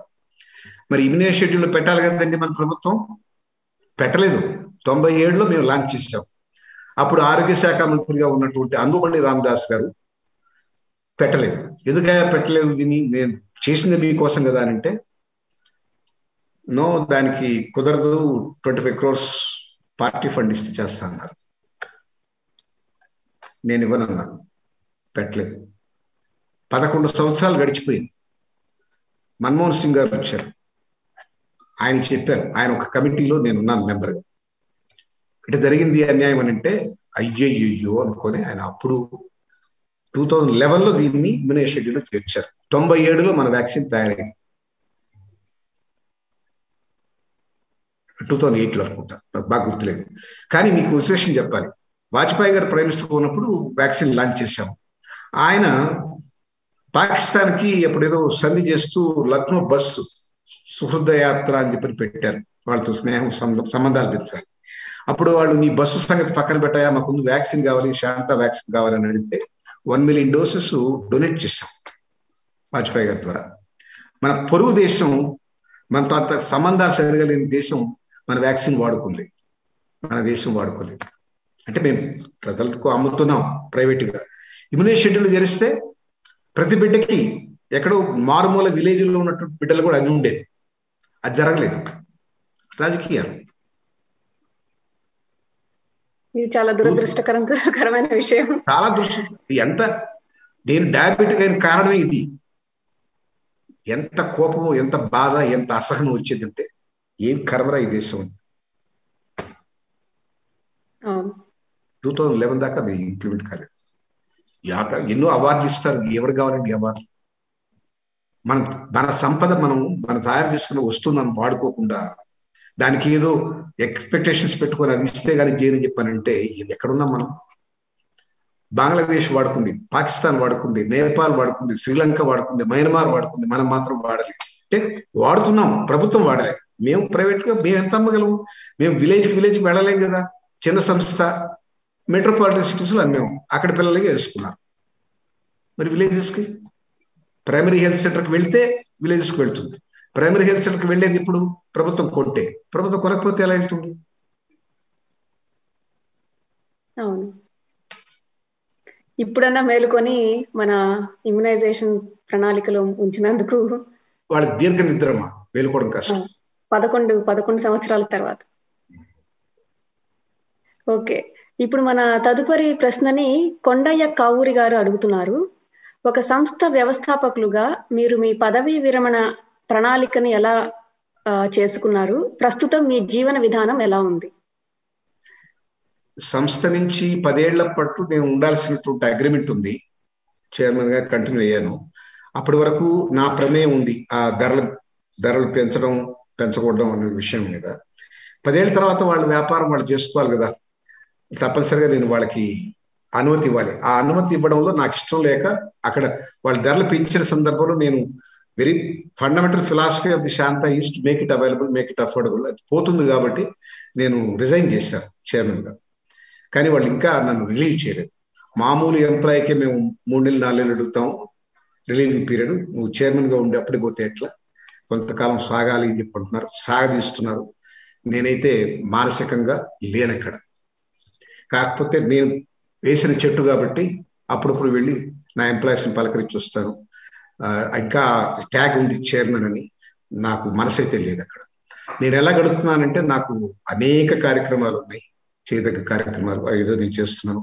అంటే సాహిత్యం కావచ్చు, సంగీతం కావచ్చు, కొన్ని సామాజిక కార్యక్రమాలు. మాకు ట్రస్ట్ ఉంది, శాంత వసంత ట్రస్ట్ అని, దాంట్లో చేస్తుంటాను. చాలా బుక్స్ పబ్లిష్ చేస్తుంటాను. ఇప్పటికీ చాలా కంపెనీలకు నేను మెంటర్గా నాకు తోచింది అని చెప్తుంటాను. నేను ఎక్కువగా స్టూడెంట్స్తో ఎక్కువ టైం గడుపుతాను. ఎందుకంటే మేమంతా వయసు అయిపోయింది. ఈ సమాజాన్ని మార్చడానికి మేం కాదు, యువకులు కొత్త తరం రావాలి, కొత్త ఆలోచనలు రావాలి, కొత్త అవగాహన కల్పించాలి వాళ్ళకి. దేశం ఇలా నడవకూడదు, మనం వేరే కొత్త నాయకత్వం రావాలని వాళ్ళకి నూరిపోసే ప్రయత్నంలో ఉన్నాను. నేను అనేక కాలేజీలకు వెళ్తాను, పిలుస్తుంటారు, వెళ్తాను. నేను నా కార్యక్రమం అది. కొత్త సమాజం కోసం ఎదురు చూస్తున్న ముసలివాడిని. ఇప్పుడు ప్రియా గారు అడుగుతున్నారు, మన వైద్య రంగం మన పొలిటికల్ రాజకీయాలతో సంబంధం లేకుండా మన దేశ భవిష్యత్తుని నిర్ణయించడంలో దాని పాత్ర ఏమిటి? అలా జరగాలంటే దానికి తగ్గ సూచనలు ఏమన్నా మీరు ఇవ్వగలరా? ఒకటే, అసలు ప్రభుత్వం అధీనంలోకి వెళ్ళిపోవాలి. ఇవన్నీ ప్రైవేట్ పరంగా ఉండకూడదు. దానికి అలొకేషన్ ఆఫ్ బడ్జెట్స్ ఆ ప్రాధాన్యాలు మార్చాలి. రక్షణ వ్యయం 4,71,71,00,000 కాదు, 4,071,00,000 కాదు, అది తగ్గించాలి. ఇవి పెంచాలి. 69,000 కోట్లు అయిపోయి సరిపో. ప్రభుత్వ అధీనంలో ఉన్నటువంటి హాస్పిటల్స్ పెరగాలి, నెంబర్ ఆఫ్ బెడ్స్ పెరగాలి, ఎపిడమియాలజిస్టులు ప్రతి డిస్ట్రిక్ట్ హెడ్ క్వార్టర్కి ఇవ్వాలి, ట్రైనింగ్స్ ఉండాలి. అసలు మెడికల్ కోర్సు అంత ఖరీదు కాకూడదు, ఎక్కువ మంది డాక్టర్లు తయారు చేసుకోవాలి. క్యూబా అన్ని దేశాలకి డాక్టర్ సప్లై చేస్తే పరిస్థితులు ఉందంటే మనకు సిగ్గుగా లేదమ్మా. ఇంత 134 కోట్ల జనాభా, మనకు డాక్టర్స్ కొరత ఏమిటి? అది ఖరీదు కాబట్టి ఎక్కువ మంది చావలేకున్నారు. అది ఖరీదు ఎందుకు అయింది? దానికి 150 ఎకరాలు ఉండాలి, అవన్నీ ఉండాలి, అవేమీ అవసరం లేదు. ఆ నిబంధనలు పెట్టింది ఎందుకంటే ఖరీదైనటువంటి వ్యాపారస్తులే ఆ రంగంలో అడుగు పెట్టడానికి అవకాశం. అలాంటి వాళ్ళే వాళ్ళకి ప్రభుత్వాలు ఎవరికైనా ఏమన్నా ఇవ్వగలరు, ఇది అదర్ మనీ. ఈ వ్యవస్థలో ఈ రకమైన ఆలోచన పోకపోతే మనం ఎప్పటికీ బాగుపడదు. R&Dకి పెద్దపీట వేయాలి, వైద్యానికి విద్యకి పెద్దపీట వేయాలి. అవి ప్రైవేట్ పరం కాకుండా ప్రభుత్వం అధీనంలోకి తీసుకోవాలి. ప్రభుత్వంలో చిత్తశుద్ధి ఉన్నటువంటి నాయకులు రావాలి. అలా రావాలంటే మనకున్నటువంటి యువత వాళ్ళు చదివిన రంగంలోనికే వెళ్లకుండా పక్కకు తిరిగి నాయకత్వ లక్షణాలు పుచ్చుకొని రాజకీయాల్లోకి రావాలి. క్రియాశీలక రాజకీయంలోకి రాకపోతే యువకులు కొత్త తరం కొత్త ఆలోచనతో ఈ దేశం బాగుపడదు. ఇప్పుడు మనకి మరో ప్రశ్నను అడుగుతున్నారు, వారి పేరు రాయలేదు, ఐఫోన్ అనే ఉంది. వారు అడుగుతున్నారు, గత 10 ఏళ్లలో పరిశోధనా రంగంలో మీరు ఏమైనా అభివృద్ధి గమనించారా? ఈ ప్రపంచంలో ఉన్న ఈ కోవిడ్ వల్ల మన భారతదేశ R&D రీసెర్చ్ అండ్ డెవలప్మెంట్ రంగంలో అభివృద్ధి ఉండబోతుందా? మీకు ఒక స్టాటిస్టికల్ డేటా చెప్తానమ్మా. 2018 డేటా ఇది, 19 నా దగ్గర లేదు, 20 కూడా లేదు. ప్రపంచవ్యాప్తంగా 33 లక్షల పేటెంట్లు ఫైల్ అయినాయి. 33 లక్షల పేటెంట్ అంటే తెలుసు కదా, కొత్త ఆవిష్కరణ. అందులో భారతదేశానికి కేవలం 24,000. 33 లక్షల్లో భారతదేశం 24,000. అందులో గ్రాంట్ అయినటువంటి పేటెంట్లు 15,000. ఆ 15,000లో గవర్నమెంట్ ఇచ్చి ఫైల్ అయిన పేటెంట్లు 127. అంటే వేరార్వి ఎంత వెనకబడినో అర్థమైందా? R&Dలో నేను చెప్పాను కదా ఇందాక, R&Dకి ఎంకరేజ్మెంట్ లేకపోగా డిస్కరేజ్మెంట్. నువ్వు ఖర్చు పెడితే మేమే దానికి రాయితీ ఇవ్వం, ఖర్చు పెట్టుకో, నీ కర్మ. అసలు మేక్ ఇన్ ఇండియా అని కొత్త సూత్రం తీసుకొచ్చి, మేక్ ఇన్ ఇండియా అంటే మేడ్ ఇన్ ఇండియాకి మీకు తేడా చెప్తాను. మేడ్ ఇన్ ఇండియా అంటే ప్రౌడ్గా చెప్పుకోవచ్చు, మా దేశంలో తయారైంది. మేక్ ఇన్ ఇండియా అంటే ఏమిటంటే, ఇప్పుడు వాళ్ళ కొత్త కాన్సెప్ట్, సెల్ ఫోన్ ఉంది, దానికి 2 భాగాలు ఉంటాయి. స్నాప్ చేస్తే అతుక్కుంటే ఒకటి అవుతుంది. 2 భాగాలుగా దిగుమతి చేయడం, లో కాస్ట్ లేబర్ని పెట్టడం. వాళ్ళ పని ఏంటంటే గౌన్లు వేసుకొని, వాళ్ళు ఏం చదువుకొని ఉండరు, కుడి పక్క ఎడం పక్క ఉన్నటువంటి వాటిని స్నాప్ చేసేసి రెడీ అయిపోయింది అనడం. అది manufacture, make in India. Screw driver technology, cable technology, చిట్ట చివరి స్క్రూ ఇక్కడ బిగిస్తే అది మేక్ ఇన్ ఇండియా. దానికి వాళ్ళకి రాయితీలు, ఆ మల్టీనేషనల్ కంపెనీస్కి, చైనా కంపెనీలకి, వాళ్ళకి బోడంత భూమి, వాళ్ళకి ట్యాక్స్ కన్సెషన్స్. ఇది మేక్ ఇన్ ఇండియా. ఏం దౌర్భాగ్యం! అట్లాంటి సంస్థలకి మీరు రాయితీలు ఇచ్చి మన ఇంజనీర్కి ఏమైనా జాబులు ఇచ్చారా? మన సైంటిస్ట్కి ఏమైనా జాబులు ఇచ్చారా? లేబర్కి ఇచ్చారు. 2 పార్ట్స్ని అతకడం, లేదా పోనీ అతకడం కాదు, దాంట్లో ఉన్న కేబుల్ తీసుకొచ్చి ఈ కేబుల్కి అతికిచ్చి పై స్క్రూ తిప్పడం. ఇది మేక్ ఇన్ ఇండియా. ఇలాంటి జరిగినంత కాలం మనం ఏం చెప్పలేం, ఏమి జరగదు. మన ఆవిష్కరణలు ఎంత పడిపోయానో మీకు అర్థమైందా? వస్తు ఉత్పత్తి గురించి కూడా చెప్తాను నేను. చైనా 1990లో ప్రపంచ ఉత్పత్తుల్లో 3% దాని వాటా, ఇవాళ 52%. అది అభివృద్ధి అంటే. వాడు మన శత్రువు కావచ్చు, వాడి కుయుక్తులు మనకు తెలుసు, కానీ నిబద్ధతగా ప్రభుత్వాలు ఉత్పత్తిని పెంచాయి, ఉత్పత్తి సామర్థ్యాన్ని పెంచుకున్నాయి. మనం ఉత్పత్తి సామర్థ్యాన్ని తగ్గించుకుంటూ వస్తున్నాం. మనం కన్జ్యూమర్స్ గా మారిపోయాం. మాల్స్ పెట్టించుకున్నాం, మాల్స్కి వెళ్ళి కొనుక్కోవడం అలవాటు చేస్తున్నాం, క్రెడిట్ కార్డు పెట్టి. అప్పుల దొంతరైపోయింది. ఇంకొక డేటా చెప్పాలి మీకు. 91లో అగ్రి వర్క్ ఫోర్స్ 64.8 ఉండేది, ఇప్పుడు 40% పడిపోయింది. అంటే వ్యవసాయ ఉత్పత్తులు కూడా తగ్గిపోతాయి. కొద్ది రోజుల తర్వాత మనం బియ్యం కూడా ఇంపోర్ట్ చేసుకోవాల్సిన దుస్థితికి వచ్చేస్తాం. ఒకటి, అర్బనైజేషన్ విపరీతంగా పెరిగింది. గవర్నమెంట్ సెక్టర్లో 17 యూనిట్స్ ఉంటే ఇప్పుడు 7 పడిపోయినాయి. స్టేట్ గవర్నమెంట్ లోన్స్ గురించి చెప్తున్నా కదా, ఇప్పుడు ఈ అభివృద్ధి ఉచితాలంతా ఎక్కడి నుంచి వస్తున్నాయి? వాళ్ళు రెవెన్యూ సంపాదించి ఉచితం ఇవ్వడం కాదు. స్టేట్ గవర్నమెంట్స్ 1991లో 1.28 lakh crores అప్పు ఉండేది. 1.28 lakh crores. ఇప్పుడు ఒక ప్రతి స్టేట్కి యావరేజ్న 52.58 crores అప్పు ఉంది ప్రతి స్టేట్ గవర్నమెంట్. ఎంత తప్పులు చేశారో తెలుసా?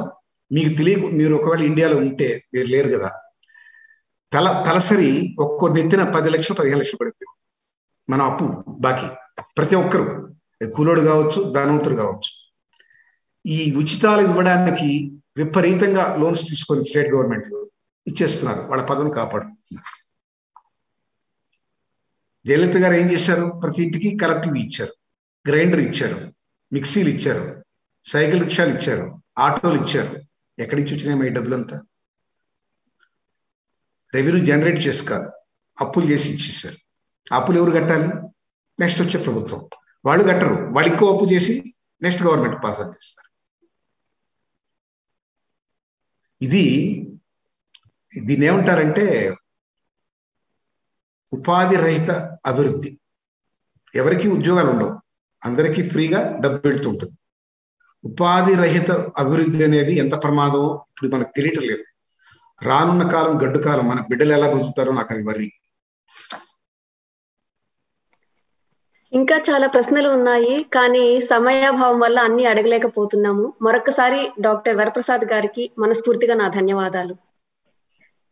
ఇప్పుడు మన మరో ముఖ్య అతిథి డాక్టర్ జీవి పూర్ణచంద్ గారిని సాదరంగా మన విజయ గారు, ఒక్కసారి వరప్రసాద్ గారికి మన వీధి గారి తరపున ధన్యవాదాలు. గురువు గారు చాలా చక్కగా చెప్పారు, చాలా స్ఫూర్తిదాయకమైన మీ సందేశం అందజేశారు ఈరోజు మా కార్యక్రమంలో.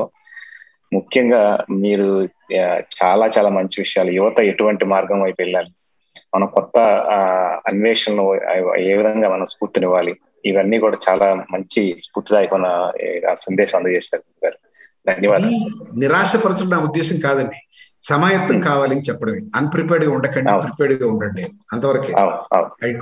I should not be negative oriented, అది కాదు నా ఉద్దేశం, కానే కాదు. ఇంత దరిద్రాలు ఉన్నాయి, మనం శుభ్రం చేసుకోవాలి మన ఇంటిని అని చెప్తున్నాం. అవును, చాలా బాగా